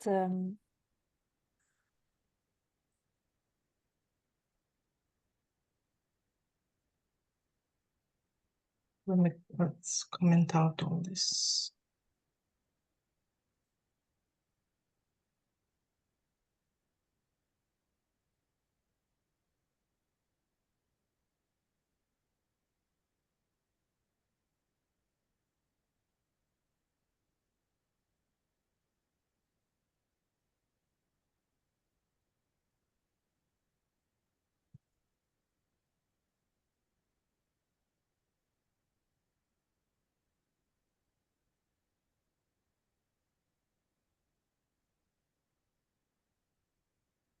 Return employee, not employees. Yeah. I thought we will be returning the whole thing with the added bonus. I can do. Yeah, it will be wrong now I think so. because the number 35 is Return employee. yeah, practice number 35 employees. error. Let's do employees. I think we should return the.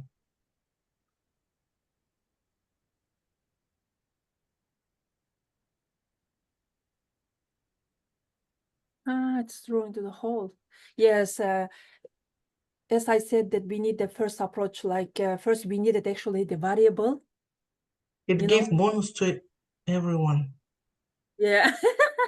Then we have to the max didn't work here, right, Gulnur? Yeah, yeah. Yes, Mm. first yes, it didn't work. Then first we have to compare them IT and the Maybe. Mhm. employee experience. So we need the one variable actually, Janar, and there the JavaScript is gonna compare who has the much more experience, right? So the when for loop runs, as she mentioned it before, it stops the first. Yeah, so we need actually one variable and then compare it because max didn't work here because I don't think that we can use it here. Do you mean like create another if statement inside the if statement? We need to create one more Because this one, look, this one we're checking the years of experience of each employee, whereas this one should take like all employees. Let's Yes. try running this one because I just added S, so it could take the whole thing. Let's see if this will work. Okay. So math didn't work because the JavaScript, the concept as she mentioned it before, she has to the for loop has to compare 2, 7, you know, so max didn't work there. And even if you would put in return, like returning max, it will not work as well. Oh, guys, maybe we can make like an array of all years of experiences. Yeah, what do you think? And then we can withdraw the max value of from that array.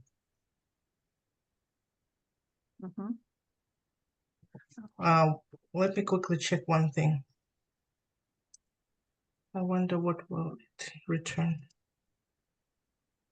Employees.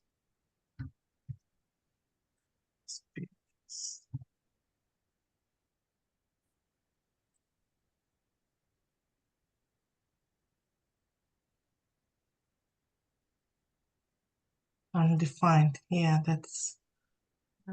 Janar, I don't know if it's correct, but if I were you, I would create one variable and write if the employer department is not equal to IT, is equal to the department is not equal IT, and then I would just if else, if else, and then I would compare like how many years experience they have with 0, because when for loop runs, first it runs and it's gonna, the 0 will not be 0 anymore, it will be maybe 4, and then JavaScript start to compare and find out and select. Can you write your version into the chat maybe? So January, can we try like this one? For the if, can we remove the first compare employee years of? Yes, the second one. No. Yeah. this one again. Yeah. Not all Okay. one until mess. Yeah. Until max. Yeah. Until Max. Okay. Yeah. Equals to. No. Oops. Remove all. Yeah. Do you mean the whole line, or you want to add something here? No. Just remove and equals to.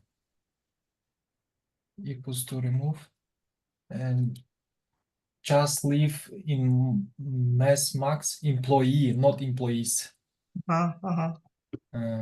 Employee, and return employee, not Return employees. employee. Yeah. Let's But try. I have question, why it's not working employee return? Because employees we give for the employee. Yeah. Yeah. In for. Just look at for loop. I don't know why it's not. Maybe we write it's wrong. Yeah, it is. Employees, employee. I think when we're returning, we need to This return one I need to.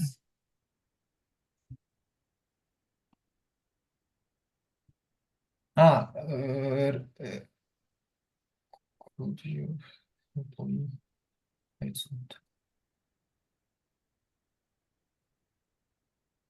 Yeah, I would do that. The first one, like, right, if in part a department is not equal, then write else if and check.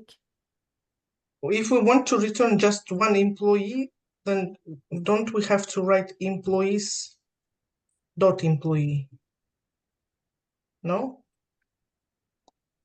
And this one,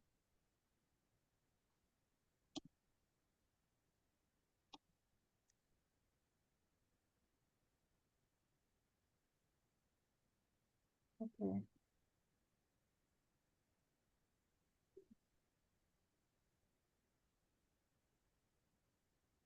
Can you please, Janar,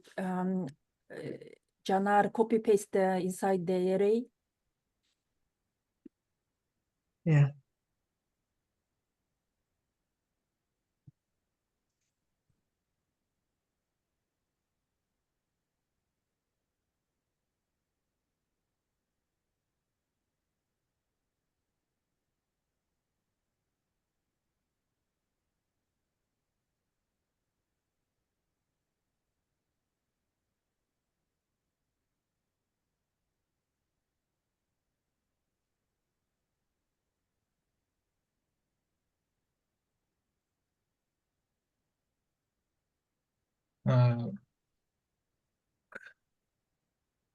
Could you write return employee after the if,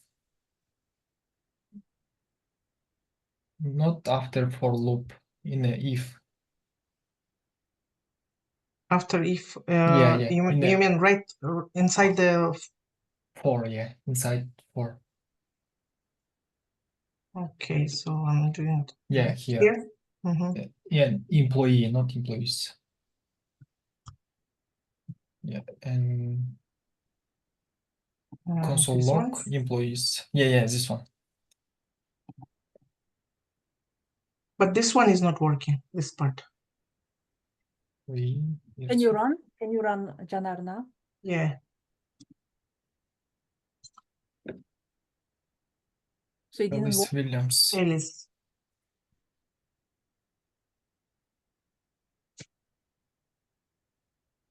But there should be not the Williams, but it should be Sultan, right? Yes. Yes, Yes. that's why we have to write if else there. We have to, yeah. Not if else, we just give for the mass max condition. Which condition? I don't know. We should write something equals or mass max employee years of experience equals or maybe less than 6, maybe less. Shall we more. try employees? Maybe, yeah.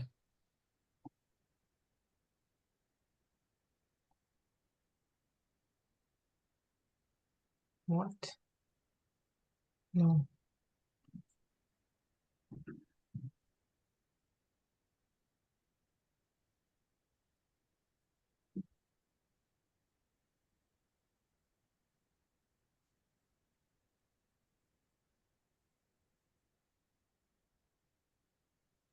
So just, I think it's Okay, here so first that you is causing trouble.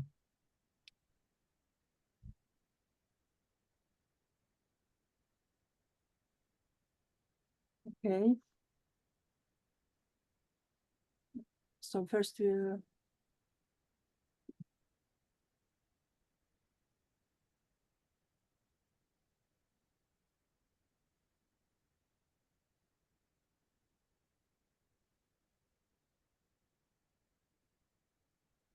or red item.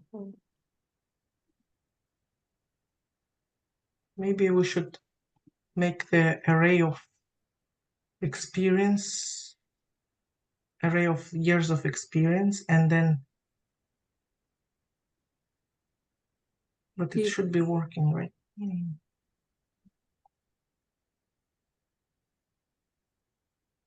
Okay, guys, do you have any ideas? Yeah, it's like I'm working now because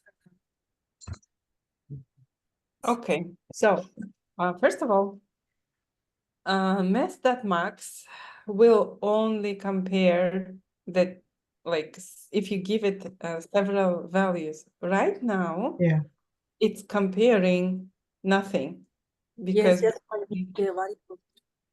you're passing one value inside math.max. Does that make sense? That's the first thing. Second, before you guys try and solve this one, there is something, I thought that you guys have already solved this question, but there is a question in the portal which is a little bit similar. So in the portal, they give you an array of numbers. Inside this array of numbers, you need to find the biggest one. So let's say it's 2, 0, 5, 4, 10, right? So let's say you have this array of numbers. How would you find the biggest one without using math.max immediately on this? Like using for loop, how would you solve it? Sort it. I would sort it.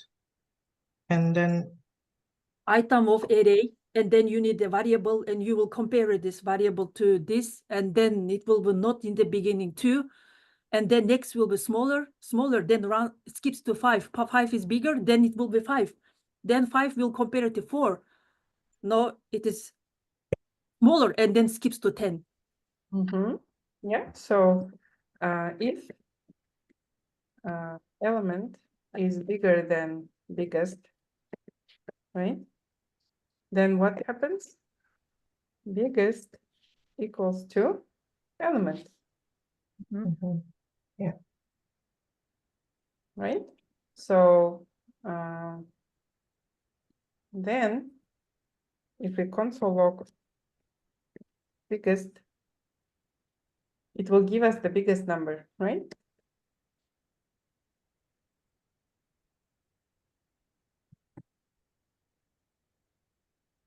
Yeah. 10. Yeah, that's why we need a variable. So similar logic can be used in here. Of course, like this is not going to work for you because there is nothing to compare it with. So it will just return the current employee's years of experience, right?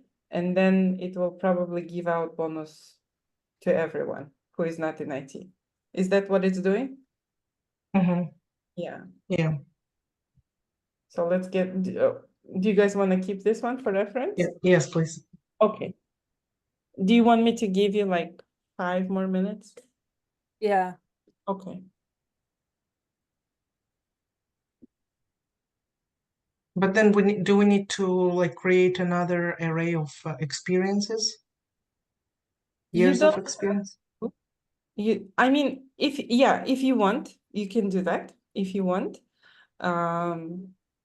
Yeah, I think that will be maybe easier for you to do. So if you want, you can do that. Yeah. And do I do that within the function? Of course. Yeah, it should Okay, all okay. be inside one function.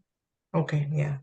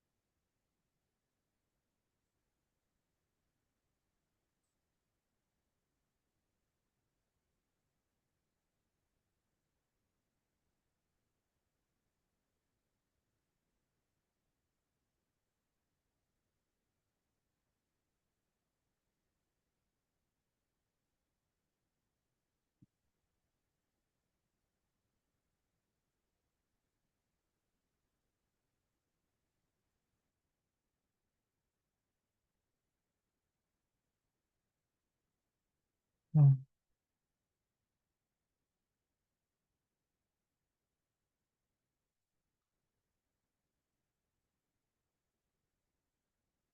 Okay.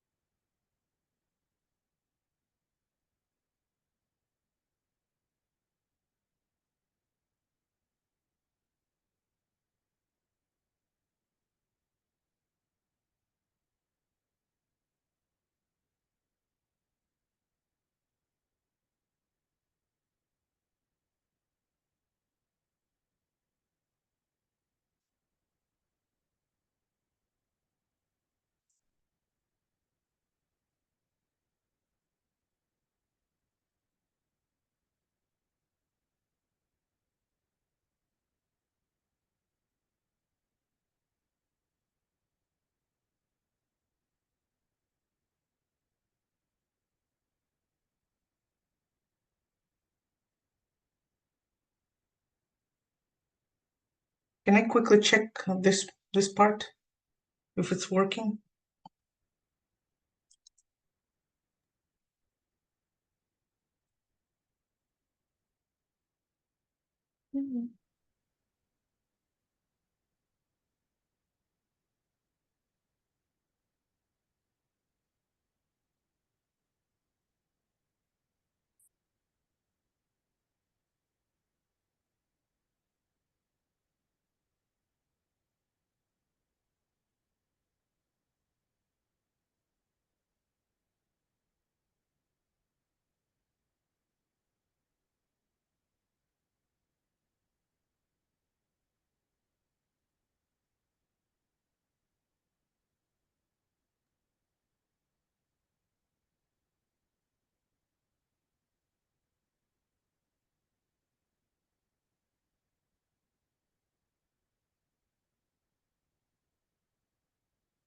How's it going?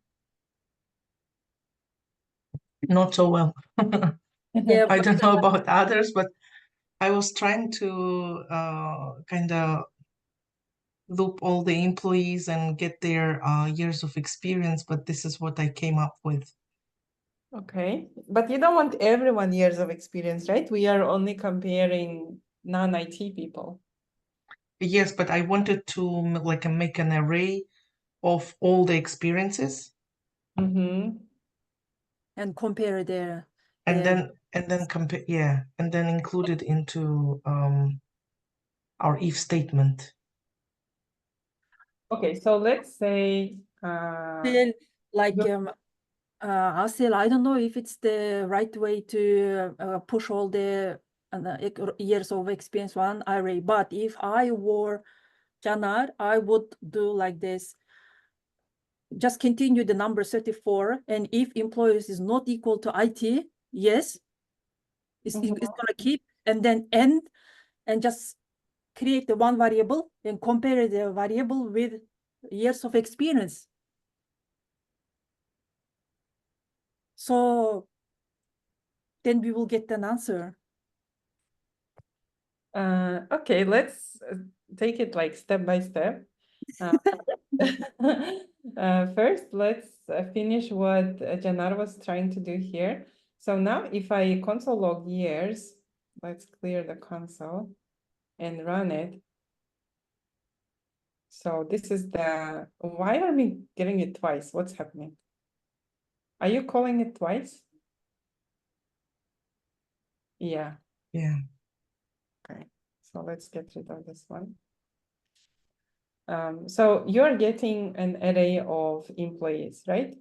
So let's say later in the function, you find out that 10 is the most amount of years, is the maximum, right?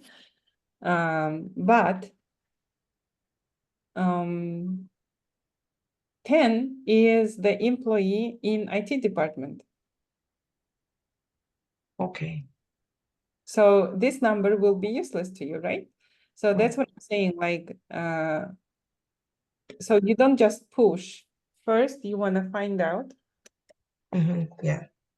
if employee that department is not IT, right? So then you push. Yeah.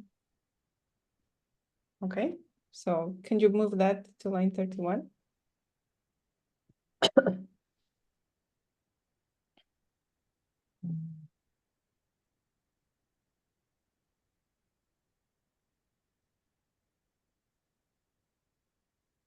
All right. So now inside this array, if you find the, if you do, for example, const oldest employee, right? So now you can do something like math.max that employees that years. Yes. Right? Okay. So now if you console log oldest employee,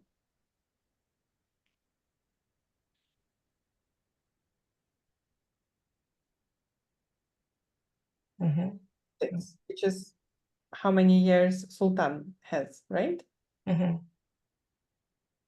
Yeah, that's right. Okay. Okay, so this is what you wanted to do, and here is your result. So how do you use this result in order to find who in your company has 6 years of experience? Because now you don't know exactly which guy is it, right? So now you need to find this guy and give him a bonus. But question Asel, line 34, the years, where did you get it? How we have to just write years, or this is the okay. It's an array. Okay. Okay, so how can you use this information now in order to reward the guy who has So we know that 6 years of experience is the most years that one of your employees has, right? Mhm. So, Yeah, should uncomment, and we can add for the second condition. I think.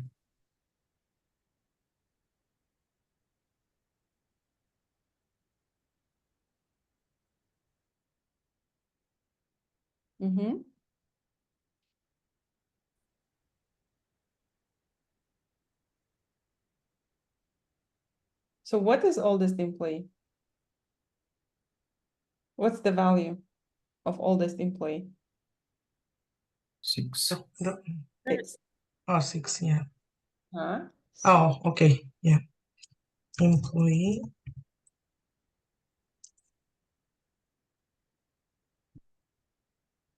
Mm-hmm.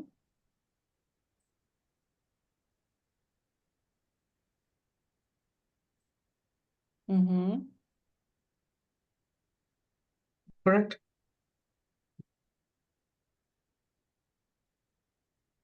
Good, let's try.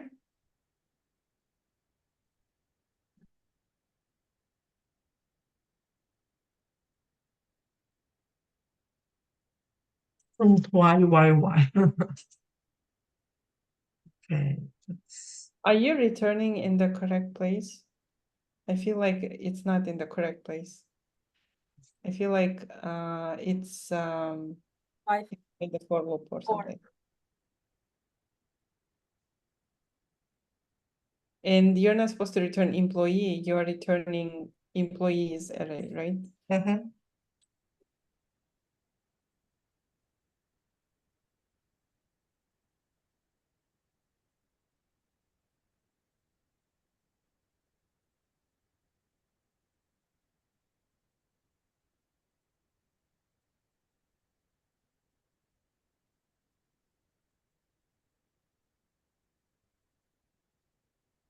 Oh, Sultan, you got your bonus. Finally.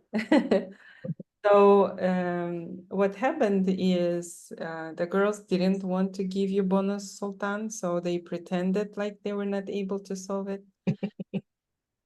Yeah, so, watch out. They don't want to give you any bonuses. You have to be careful with them. Asel, the math max was kind of like a new, and like mostly I learned with an if else statement, so since I haven't trained this math max, like I got very confused why we cannot just do it with simple way, and when we are very confident and then move this kind of thing. You can do it with if statement without more easy, and then we understand what we are doing. And so what you can so do, can you show us with a simple way, like if this one is not equal this, and then do this, and then do this. so I'm afraid, of course, I mean, there are some tasks that cannot be solved with like one for loop or with like one simple if else statement. Yeah, so there are some tasks that will require a little bit more than that. However, I do think that in this case, we can do something a little different. And let's try and see if that will work. So let's comment this whole function out. Before, I have a question for you. Can I send it to Ulnur? She's asking. Yes, please. Asel, why we return employees? Because employees we give for the employee in a for, yeah? Let employee of employees. Employees is just an array that we receive as data. Thank you, January. You see? So we are getting an array, we are mutating it, and we are returning it.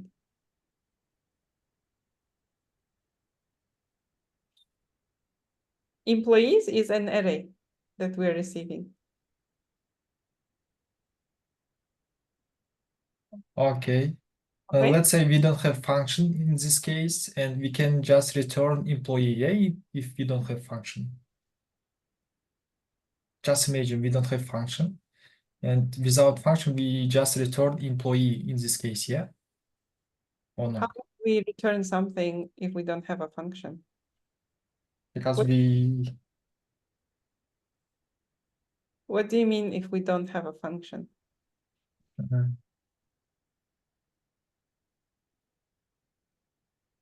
can you comment this function, Janar? I mean, The whole thing? yeah, only function the 26, yeah. No, only function name, not all one. So What do you want me to do? only line 26, he said. Yeah, Comment Only- out? yeah. Single line. Yeah. In this case, we should return only employee, yeah? Or just You see, the return statement cannot exist outside of the function. So right now, if we get rid of this function, first of all, it will break our syntax, right? So then we have to like comment out this part. Oh.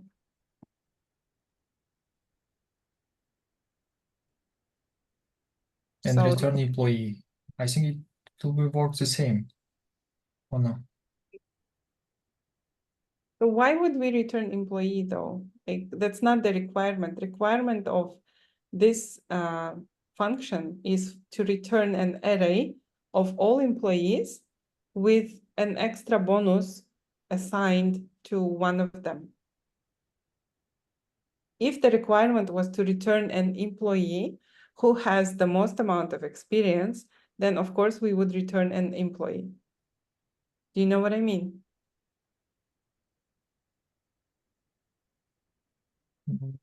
I'm not sure. Return. But here, it doesn't make sense to return a single employee because single employee is an object of one person. For example, this one, right? Yeah. So if our task was to return a person who has the most amount of experience and who is not in IT department, then we would find this person, it would be Sultan, right? And then we would return that object. So in this case, we would return employee. Okay. It would be a single object, right? But the task is to return an array of all employees with one person having an extra bonus. Okay? Okay, I get. Good. So can you a little bit scroll and where is the variable called all this employee? I cannot find it when I copy paste in my Here. where It's in the loop. Employee. no all this employer, this one, the 39 line. 39. Yeah, all this employer. Where's the all this All employer? this employee. It's You deleted it. yeah, someone deleted it. So what we did is we did something like this. Concept. All this, It's not gonna, yeah, it's not gonna work without all this employer, right? of course. So we need a completely code, so we should understand. Math.max, and we did that years. Yeah, so just add it to your function. You add it inside the function. Yeah, Oh my God, where's the function is actually? here. Sultan asked us to comment it out, so we did. You guys. Function, where's the function? Okay, number 36. Mhm. Okay, what's the name of the, whoa, okay, this one is the function, and you added this math years. Where did you add? You added in, okay, between for loop and, okay, 1 minute, I have to copy paste. Give me one, can you copy paste this one? let's copy the whole function and paste it Yes, again. please, can you, and Full your function. your 45 didn't work because it shows the 45. Why it shows the error?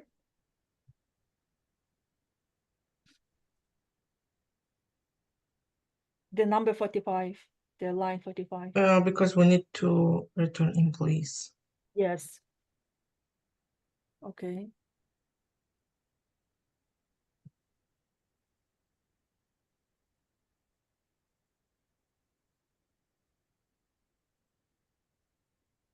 Okay. Do you guys want to explore one more way that I think could also work? for Yeah. this? So let's comment out this whole function.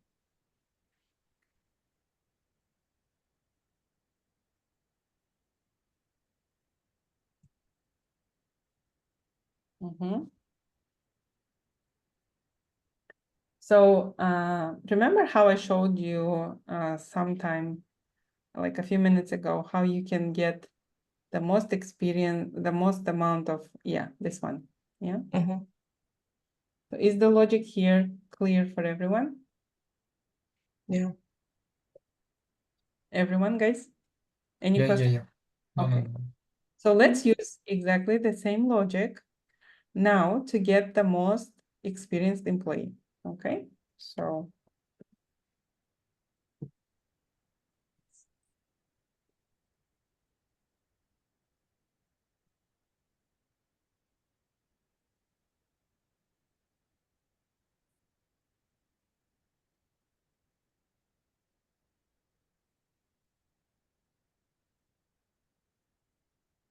okay.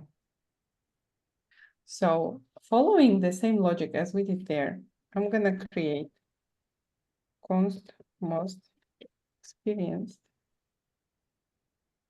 And I'm just gonna assume that the most experienced employee is employee number 1. Okay, well, no, let's set it to, actually, let's set it to null. Why? Because we cannot risk it. What if the first guy is IT guy, right? So then our comparison will not be fair. So let's set it to null. So now I'm gonna loop let element of employees, right? And following the same logic as it was in this array of numbers, what we're gonna do is we're gonna introduce an if statement.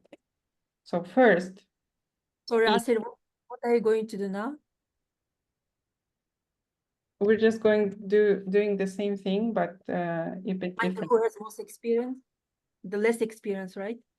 No, it's this exactly the same function, but I will try to optimize it. I'm not sure if that will work, but let's try. Okay. So if employee on element, sorry, if element dot department is not IT, right? So that's the first thing that we need to check.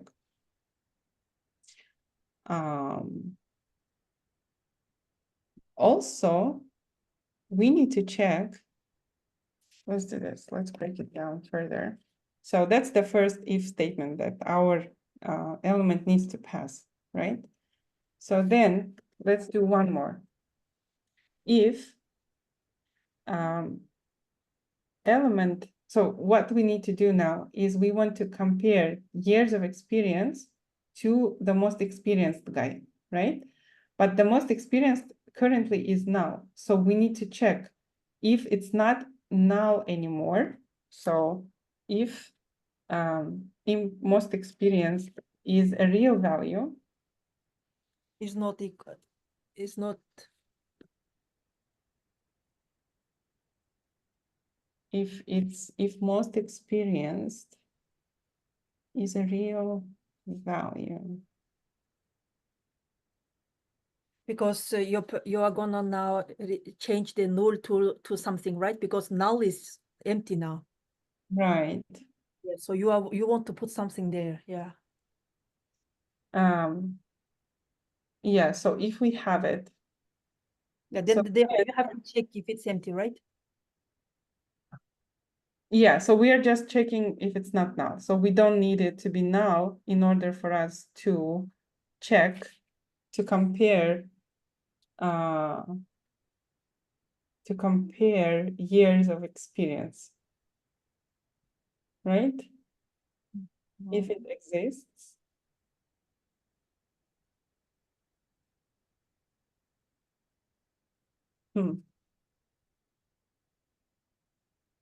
Type of number. What?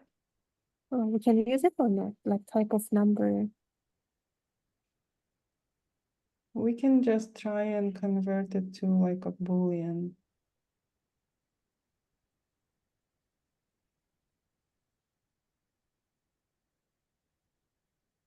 Is that what we want? If it's not now?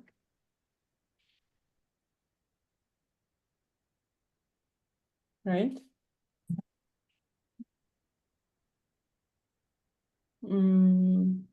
And so if it's not now, we can continue comparing it. So now let's keep it in separate if statements, then we can try and unite them. So then if employee, or not employee, element, if element that years of experience is bigger than Most experienced. yeah, right? Most experienced. And most experienced is equal to L years of experience. Right? So do we even need this check if it's not now? Let's get rid of it for now and see what happens. So let's just do this. So if element years of experience is bigger than most experienced years of experience, right? If it's bigger, then most experienced is now this element, right? Yeah. So if this is true, then most experienced is equal to element. Okay. So after the loop is over, theoretically, we should have our most experienced guy. So let's check. Let's console log most experienced and pray for it to be something. Okay, let's, oops, let's call it. It didn't throw any error, so it's a good sign. Employees.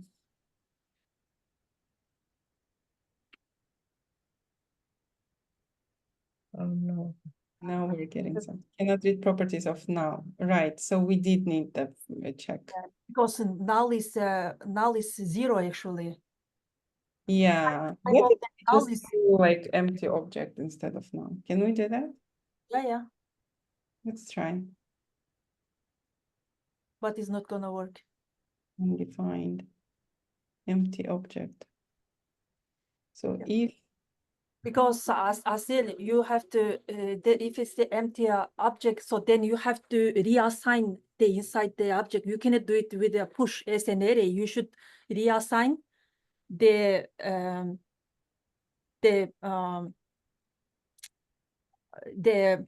L and the index to employ the object. yeah, that's what I'm doing. I'm reassigning most experienced to an element that I find.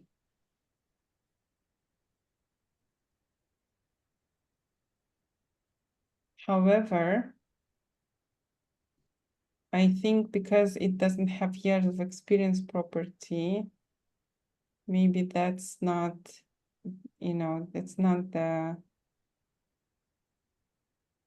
it's never going here inside this if statement. Let's see. Let's comment this out for now. Could you move this to line 31?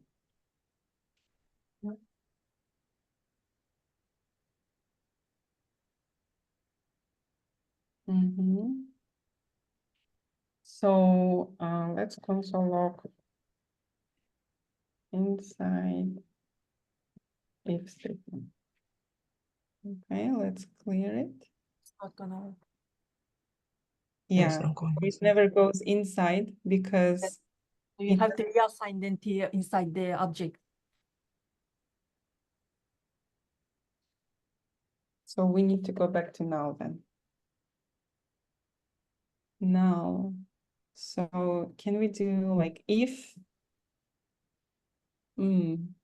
most experienced is not null, but then it's never gonna go there. All right.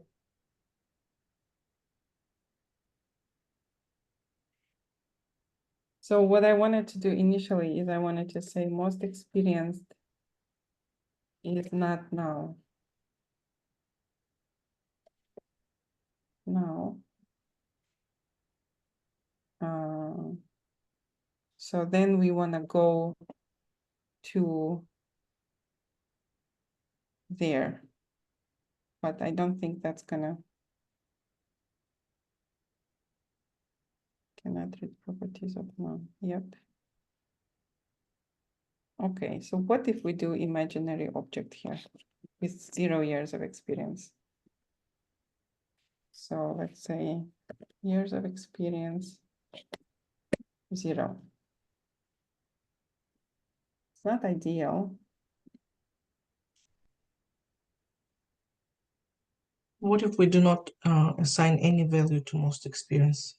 Just declare it as it is, like let most experienced. Will it not work? Oh, there we go.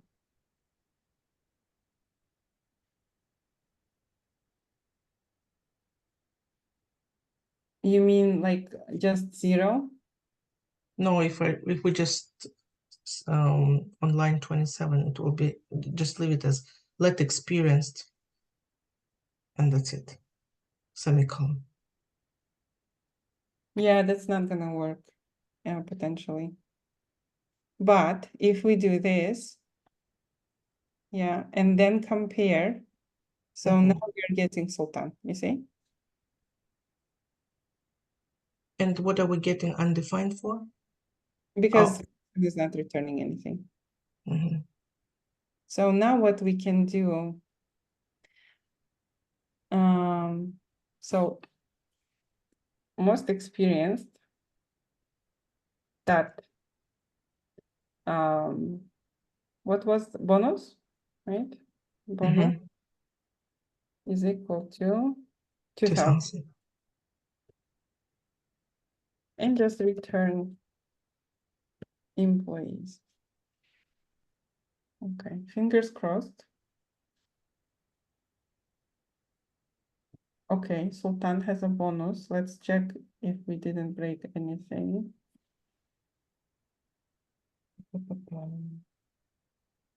No, looks good. Yeah, looks But actually, Can, actually, Asel, line 27, what will happen if you just initialize without any years experience, just 0 to number? If we just do 0, What's then when we replace it on the first loop with an object, because we are assigning an object to it, right? So then it will throw us an error. So if we are assigning 0 to most experienced, so then we can compare to just most experienced. Right? Yes. But on the first loop, the most experienced after the first loop will be a person, an object. So then we cannot compare them because it's an object and this is a number. Does it make sense? Okay, years of experience is object, you say, right? No, this is a number. Yeah. And this is an object. Okay, okay, where is the object? Object you don't have.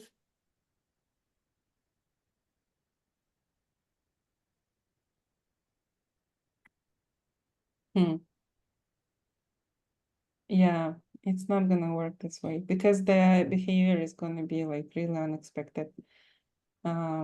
So basically what will happen, I think, is on the first loop, so Alice Williams, right, is the first loop. Yeah. Yeah, Alice Williams from finance department. She has 5 years of experience. So 5 is more than 0. So Yeah. most experienced now is Alice for now, right? But when it reaches to Jane Smith or Bob Johnson, it will not go inside this if statement because years of experience is a number and most experienced is now what? Okay, but Asel, then this one you can actually write the inside the number 29. You are already checking is IT, and then you can, if it's then IT, then else. Why you cannot just continue in else and just reassign them? No, the problem is not with the department. The problem is this with if statement. Because on the first loop, it can compare because it's a number. On the second loop, when it reaches Jane Smith, who is not from IT department, right? And has 2 years of experience, or this Bob Johnson, who has 7 years of experience, it's like you're comparing apples to oranges. This is a number, and this is an object. Yeah, okay, then I understand. Then object. But I just thought that you could just write inside the 29 or just continuous else if and then return. No, not really. But why then how we will use the else if? I thought that else if is just continuing the comparing. If you can compare more than once, then you will continue with if else, right? I mean, yeah, that's how else if works, but it's not going to help us in this given situation because we need to do our comparison right here. And here we have 2 incomparable values. One is a number, another one is an object. That's why after the first loop, it's not gonna go inside this if statement any further. And we need this if statement because it's the only true if statement that we need that can. So we can write if only twice, right? If and if, or if we cannot continue like if. No, you can. Really? Oh, wow. Yeah, you can. Can we combine these 2 ifs? Sometimes they're just uncombinable. So for example, if, I mean, yeah, you can, but sometimes there's no point. Like, so for example, if someone is from IT department, I want to do this. But someone from IT department and has this many years of experience, I want to do something else, right? So in this case, you want to have like 2 if statements that don't exclude each other.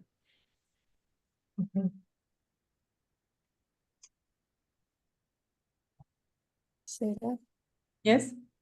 I have a question. So I didn't really understand how it works. Like we put here and it's giving us the biggest number. Because here, for example, we put less most experience equal to 0, right? Years of experience equal to 0. And I thought it will, like logically, it will just return something just bigger than 0 and that's it. So what's happening is we are comparing each person's years of experience to the most experienced variable, right? So on the first loop, Alice Williams will take the place of the most experienced person with 5 years of experience, right? On the second loop, it's the guy from IT, so we're not comparing it. On the third loop, Jane Smith has 2 years of experience. So 2 is not bigger than 5, right? So she will not go inside this if statement. Then Bob Johnson is from IT department, so he's not going to be compared anyway. Aziza is from management. She has 4 years of experience. 4 is not bigger than 5, so she will not replace the most experienced person. Then when we reach Sultan, who is from sales department and has 6 years of experience, right? Which is bigger than 5, right? So then this if statement is true. So Sultan's years of experience is bigger than most experienced person years of experience. Okay. So then the most experienced person is now replaced with Sultan. Okay, so it's progressively looping through different objects and comparing their years of experience with the current most experienced one and replacing it if they have more years of experience. Does that make sense? Yeah. That's Or your. Now I understood this kind of like we cannot compare a number to object. So if you want to compare it, even though inside the object is number, we still have to compare object to object, right? Object property to object property, right? Yes. But yeah, inside the object it is number, right? Yeah. Yeah, that there I get confused. Okay. So Gulnur, did you understand the explanation or do you want me to go over again? I did understand. So it means like using this L dot, it will compare each of them and give you the biggest number. Mm-hmm. So basically, the logic here is the same as I have shown you a little earlier with this one, right? So if we have the biggest number and we set it to 0, just as a like theoretically, right? We set it to like smallest number possible. Then we are looping through this array of elements, this array of numbers, and we are saying if element is bigger than the biggest number, which is currently 0, right? So if it's bigger, then the new value of biggest number is this element. So following this logic, we go one by one. We start the loop with number 2. So is 2 bigger than 0? So if element is bigger than biggest, right? So currently biggest is 0, so 2 will pass this check, and now the biggest value is 2, right? Up 2. So then it goes to 0. Is 0 bigger than 2? It's not. So it will not pass this check. It will not go inside here to rewrite the value. Then it goes to 5.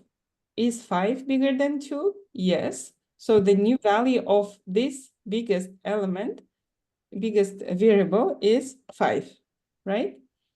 Then it goes to check 4. Is 4 bigger than 5? No. So the biggest number is still 5. Then it goes to 10. Is 10 bigger than 5? Yes, it is. So now the new value is 10. Yeah. So if we had after 10, if we had, let's say 4, so it would still compare. Is 4 bigger than 10? No. So 10 is still our biggest number, right? So that's why at the end of this loop, if we console log the biggest number, it's gonna give us 10. Okay. Got it. Thank you. Now, of course, you may be wondering why on earth we would have to write this whole logic if we can just do math.max and then pass this array and, get the biggest number, right? So why would you need, why would I spend your time during the class explaining this logic? What's the point? The point is math.max is not always going to bail you out, right? For example, in the situation like this one, you need to understand how we are getting to the biggest value, right, on that simple function in order to build this kind of function, right? So just because we have a shortcut to something doesn't mean that we don't need to understand the logic behind the shortcut. Because the shortcut also has some kind of function behind it. Every method that we use that makes our life easier has some kind of function, some kind of probably for loop that helps this function this method to work properly, right? So behind math.max, there is a function that looks like this, most probably. It's probably a lot more complicated, but in the nutshell, the logic is this, okay? Of course, you can also use sort method. You can sort this array and get the biggest number, which will be the first number or the last number, right? Depending on how you sort it.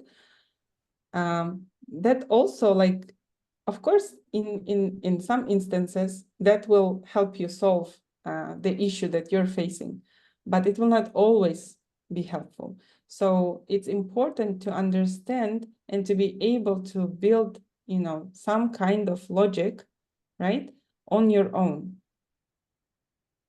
Okay? So that's why we are spending time on this kind of exercises, so you guys can stretch your logic muscle. And when you're faced with a similar task at work, and it's not as simple as just getting the biggest number out of an array, which you can achieve just by using math.max, right? Of course, it's going to be more complex than that. So you will have to come up with similar logic. So then this kind of ability to understand this logic and to be able to implement it, to be able to scale it to your need, this is what you will need at work on daily basis. Yeah. Asel, can you please pass the last version that you did without math? Yeah, this one. Yes. So Janar, could you please copy this and send it in our chat? Sure. I'm still a little concerned about how we are using years of experience here on line 27. I think there is a better way. Normally I would just set it to null and then come up with some kind of logic here, but I don't want to over stress you guys. So let's just keep it simple. Let's keep it as it is. But when we will be working on React projects, on more complex logic, together with real data, so then we will explore this kind of things and why it's not a good idea to set initial value to this kind of object. Yeah, but we will explore it later. Right now, I think it's too much. So let's just keep it this way. Okay, so I'm trying to gradually increase the level of difficulty that we're dealing with in our classes. Okay. How are you feeling? It was a great class. Oh, thank you. Yeah.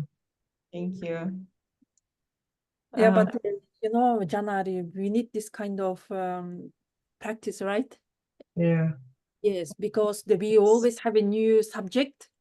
So I think that we have to be very confident with the array object and then jump to another one, you know?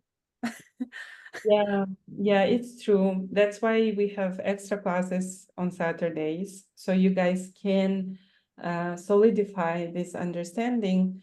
And also that's why we have over like 200 or 300 this kind of algorithm questions in our portal. Yeah. So I may sound like a parrot when I say that it's very important to solve these algorithm questions, but I can promise you guys, because I have gone through what you're going through, right? I am the product of this bootcamp. And for me, the key to understanding JavaScript was solving those algorithm questions. There was one guy in my cohort who had prior knowledge of JavaScript, and he told me, like, I will always, like, all my life, I will be thankful to this guy. He told me that if you want to learn JavaScript, you have to solve algorithms, because this is the only way for you to understand how logic works, like how you need to build your algorithm like step by step. So he told me that, and I was like, okay, because I was really struggling in the beginning. So I went to that page where we have those algorithm questions. Those were exactly same questions that you guys are solving. So I started solving them one by one. It was hard. I struggled a lot. I got stuck a lot on those questions. But at the end of the day, I really felt the impact of those questions when we were working on our DOM projects, right? And you would think, oh, you know, DOM is different and algorithms are different, but it's not. In fact, behind every DOM functionality, you are going to have some kind of algorithm, some kind of for loop, some kind of function. So it's very, very important. Like, I cannot stress enough that you need to spend some time solving those algorithm questions from the portal, and make sure you solve all of them, and make sure you solve them methodically. Don't rush, okay? Because some people, they just want to go like, so that next week they can say they solved 50 questions this week. But it's not going to give you the result, because you need to really spend time solving them. Really, like, crack your brain while you're solving, you know? Because that will give you the necessary training to successfully build algorithms when you are when you're working on DOM projects. Because in this topic of like whole DOM topic, right? There is really not much that you need to learn. DOM has a specific set of methods that you know that you can use. But the majority of it is being able to build the logic behind those like interactions, user interactions. Yeah. So please don't take it lightly. Please spend all the time that you can solving those algorithm questions, and I promise you that it will pay off. And I am the person who had zero experience in like any IT related topic. Like I used to be a journalist, okay? So I'm like total humanitarian person.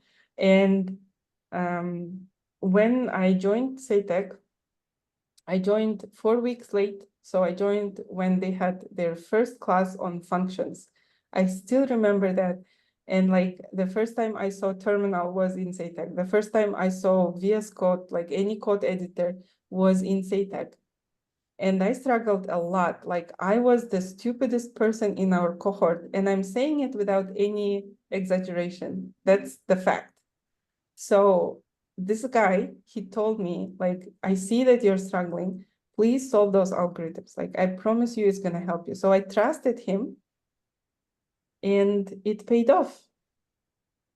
Okay, so now you have to trust me because I've been in your shoes and I struggled a lot, and you guys are currently like in a much better place than I was back then on like week 3 of JavaScript. Okay, so I was just drowning. And I was thinking of quitting because I was like, okay, so maybe I'm too stupid to be in this field of work. So when you're thinking this, when you're thinking that you're not worthy enough, like your brain is just not getting it, every time you feel this, just go and solve algorithm questions. And that will pay off. I like 100%. There's not like many things that I'm confident in when it comes to the learning process, because I do believe that everyone's learning path is different, but 100% guarantee that it will help you to solve those algorithm questions. It doesn't matter what kind of person you are, what kind of learning path you want to take. There is no workaround when it comes to those algorithm questions. Like, you have to suffer through them, okay? That's why in our extra classes, because I know that this is something that all of the people that go through this cohort struggle with, that's why in extra classes, I pay so much attention to solving this kind of like different tasks, yeah? And I come up with those questions on my own. I don't like find them off Google or something, because I know exactly the pain points that are gonna trigger like your weaknesses, like weak spots, yeah? So please trust me when I say that you need to spend time solving those questions. Deal? Deal. Celia, is there any way you can teach us an extra day during the week? I mean, I would love to join more classes. The problem is with the timing. When you guys have classes, like regular classes, it's 2 a.m. in Poland. And unfortunately, You're not able to. yeah, so I would have to like stay up from 2 to 5 and then go to work. And then after work, I also take care of my family. So it's if the time was different, of course I would join at least like one more class during the week. But from 2 to 5 is just like nearly impossible, yeah. But we have a very tiny cohort. It's basically like 5 people, 5 of us. Really? So maybe if we can come up with a time that would be suitable for you, because I personally I can show up for the class anytime, even if it is like night time for me. Too, And because maybe we can talk with our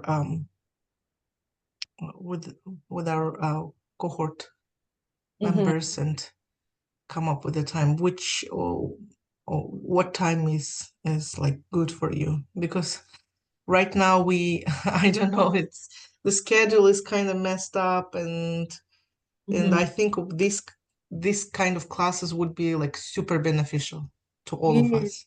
Yes, because in the SATEC they are just teaching the of course I cannot say that SATEC is teaching bad, but I understand that we go very quick, all subject in about JavaScript we finished in 3 weeks, but no this kind of practice. That's why we are struggling. That's why even so we are in DOM, we still cannot solve the simple algorithms, This is what makes us, yeah. We need this kind of class. Yeah, Janar, I absolutely agree with you. So I don't want to start something that will blow off in my face because I am employee of SATEC, right? So I don't want to stir any kind of like conflict here. I just, if there was a time that would be suitable for me, I think it would be possible for me to join maybe one more class during the week. But I don't want to start something that will, cause any kind of conflict within the SATEC environment. So please be, very cautious about this, okay? And also we have to be mindful of other students because not everyone is able to join at any time. I know that people are working full-time. A lot of people are working and joining SATEC, so it may not be convenient for them, and we don't want to alienate those people because they have exactly the same right as everybody else, right?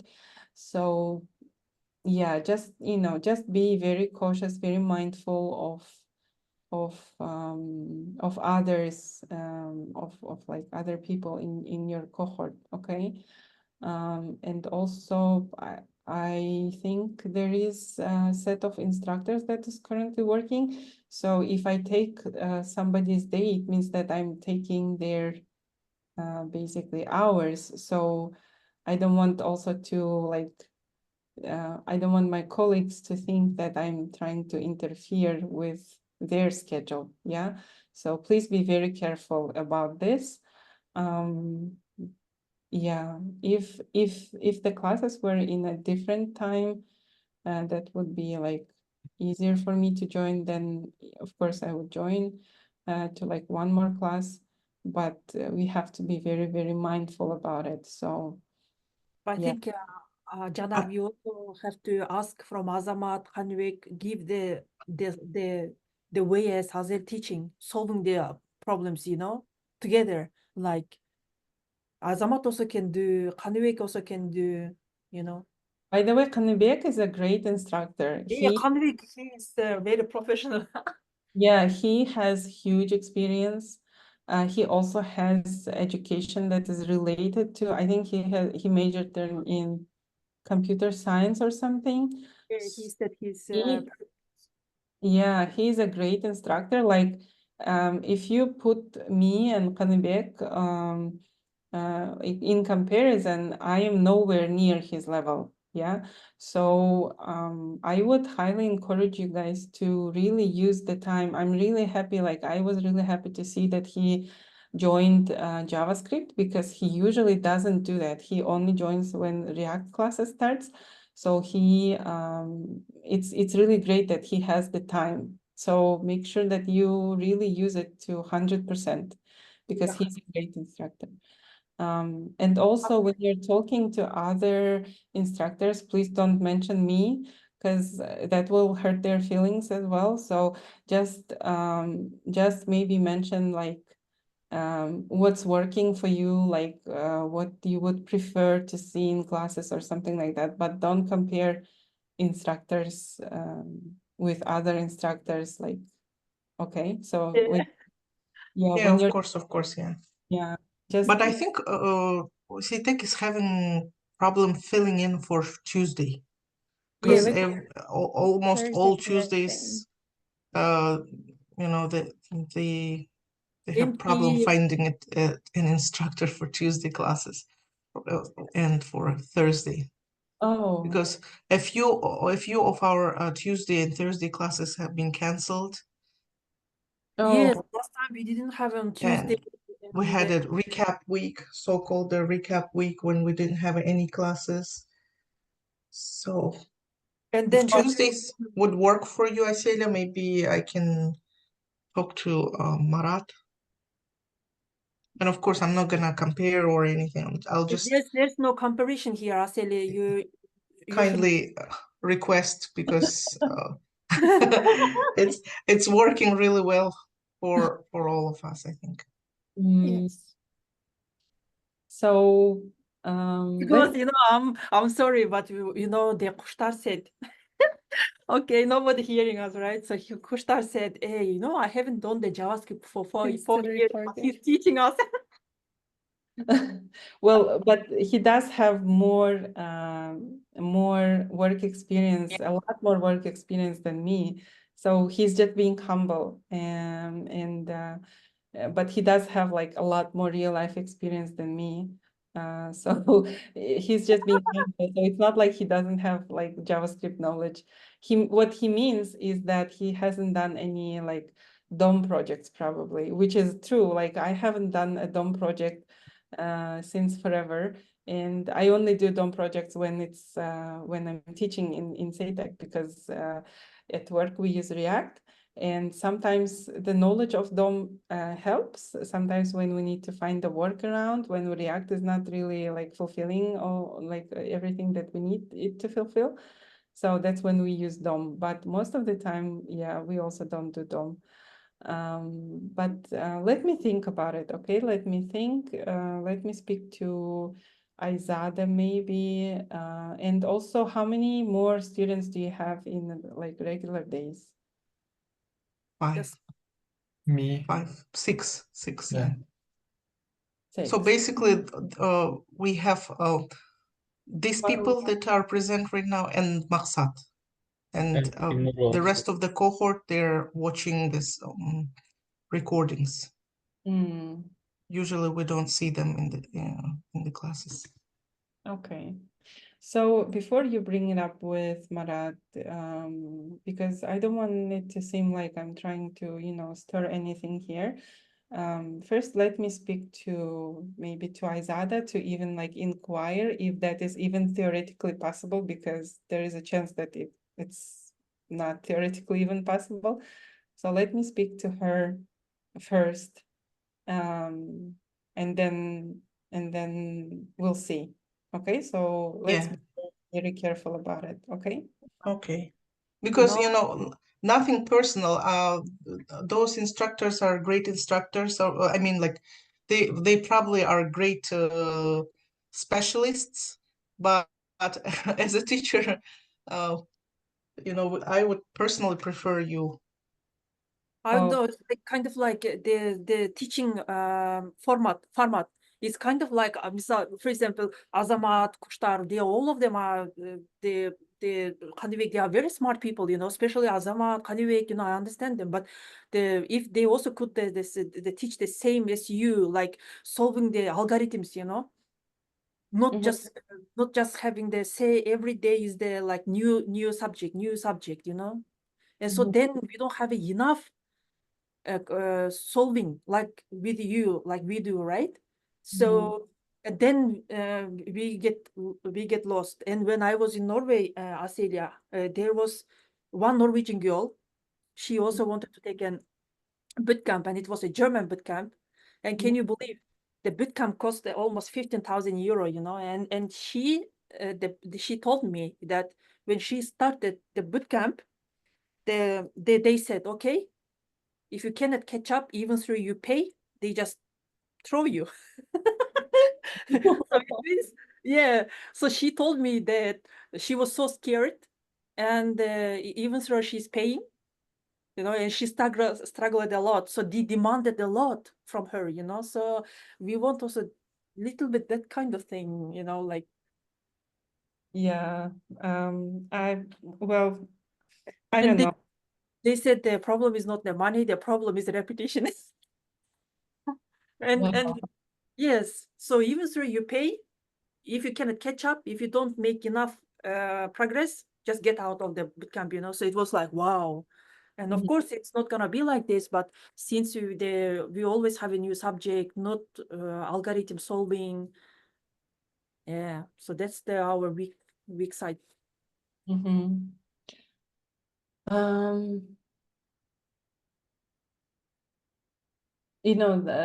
My concern is that if I join you guys on Tuesday, theoretically, right? I will also have to follow the laid out curriculum. So most probably, if I join Tuesday classes, I would also have to do the things that I'm supposed to do according to the curriculum. It's not like if I join Tuesday classes, we can just do whatever we want. Yeah. So it means that if we are requesting some kind of change, it means that we also will have to ask to change the schedule for Tuesday as well, if you know what I mean. So that can also be tricky because the curriculum is like specifically built to fit the 6 months of learning. Yeah, that's a lot to think about. Let me give it a thought. Also speak to my husband because because it means that I will have like one less evening with our family. And let me talk to Izada first, like before we bring it up with Marat. I just want to see if it's even like theoretically possible. Okay.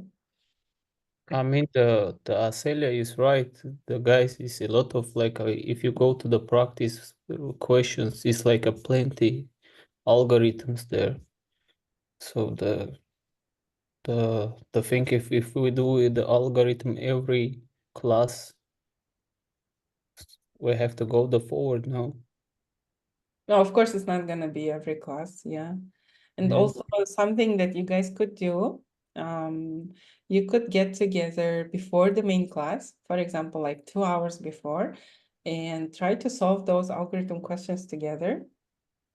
Like discuss them, brainstorm them, and try to like come up with a time that works for most of you, and just get together and solve them together. It's really fun. Like I think we're having a lot of fun when we are solving those questions, right? So this is something that like extra that you could do to brush up on your algorithm skills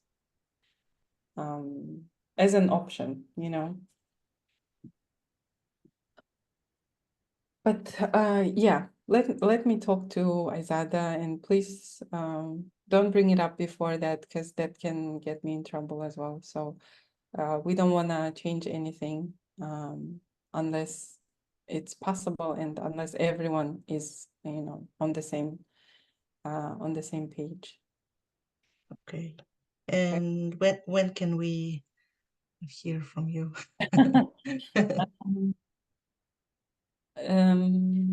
Let me talk to Izada, and maybe I can either Slack you guys, or if I don't, it means that they're like thinking about it still. So maybe we can discuss it also like next Saturday.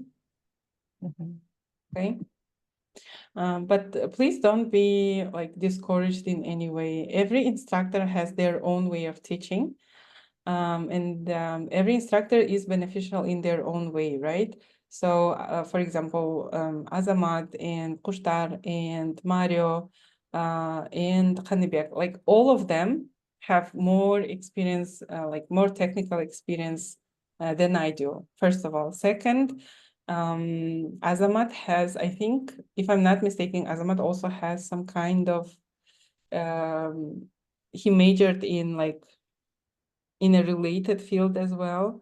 He has a bachelor degree in data science. Yeah, exactly. So like the way their brains are wired, like it's very different. So I'm sure that they bring like a different spin on things. Yeah. Plus they do have a lot more technical experience. Like Mario, for example, he has like 7 or even 10 years of experience, which is, to me, like I need to work a lot to get to that level. So yeah, they just have like different ways of teaching, and that's also normal. Like when I was in the boot camp, we also had different instructors who had like every instructor had their own style. So yeah, maybe it's even like beneficial for you guys because every instructor is challenging you in their own way, I think Aselia, Yes. yeah, the on if you talk with the Azaida, you said like I don't have any problem with the like the all the teachers, all teachers is good for me. The everything is perfect, but only if you can tell her the about the cancellation the class, they almost every week they cancel the Tuesday and Thursday. If like can solve that problem maybe faster something, because it's like if it's keep going like that, we're gonna just like miss the 2 days in a week the class. We already miss a lot of days by that way. Okay. Okay. Yeah, I can bring it up. So they just canceled once in Tuesday. No, it's been like it's not the Oh, they first canceled they several cancel. times. Yeah, Mhm. and the Thursdays too. So the so if you can fix something, because I remember the Marat says for the next week already he said like it's not gonna be class for the Tuesday and Thursday. It's like a I don't know, it's maybe fourth week like that. Oh, okay. I'm sorry to hear that. I was not aware. Okay, yeah, of course, I'll bring it up. And yeah, and next Saturday we can talk about it. Okay, yeah. Celia, after this class is done, can we can the teammates can they stay for like a couple minutes? Yeah, of course, of course. Yeah, I can just leave one of you as a host, and you guys can discuss whatever you want to discuss. Sorry. Thank you. All right. Celia? Yes. Sorry, the next ones, we'll still continue with the JavaScript, right? Or is something new coming up? So next month, I think we have two. So like after this month is over, I think we still have 2 or 3 more weeks of JavaScript. And then we will start React. But React is, I mean, it's a new topic. However, it's not absolutely new, like, because it's still JavaScript, right?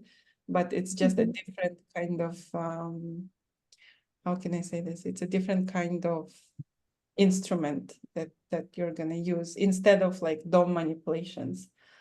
But it's still JavaScript. So yeah, so to answer your question, after this month is over, I think you guys still have like 2 or 3 weeks of JavaScript, of like DOM and JavaScript, and then it will be React for another 6 weeks or so. Okay. Okay. Thank you so much. Thank you, guys. And as always, I'm really happy to see you. And please just keep your positive attitude, keep pushing. Also, like really spend time solving those algorithm questions on your own time, like on Sundays, whenever you have time. Yeah. Even if you're like traveling somewhere, you can just take your laptop with you and try and sit down, and while you're on your way, like try to solve at least one question. That will be very helpful. Like it adds up. Yeah. So try to use like any free time. So in my case, for example, when I was walking with my daughter, so she goes for a walk for like hour and a half, 2 hours every day. So I would listen to the lectures to our CTEC classes while we are on a walk. And even though it doesn't help you like fully understand what's happening because you can't really see the screen and stuff, but still, at least even if you catch like 15% of the class, it's still better than nothing. Yeah. Right? So when I say like use every moment, I literally mean that. So when I was cooking dinner, I would turn on the lecture and I would be listening to it while I was cooking. So like this kind of tricks, and they will help you go like a long way. Okay, so make sure that you really use every single moment for that purpose, and just be honest with yourselves when you are evaluating how much time you are spending, like if it's really, you know, all the time that you can spend, or maybe you can squeeze in another 30 minutes or even more per day on that. Yeah. Okay. Yeah. Thank you, Asel. Thank you. Welcome. And I was very happy to see you guys. I hope you guys have a very productive week. ahead of you. And we will see you on Saturday. Okay? Yeah, And I see you will next program- Saturday. All right. Thank you so much. And if I end the meeting, if I leave the meeting, I think it will be over. So can I assign Janar, you as a host? Sure, yeah. Make host. Change host. Okay. Oh, Janar, could you also stop the recording? I'm so sorry.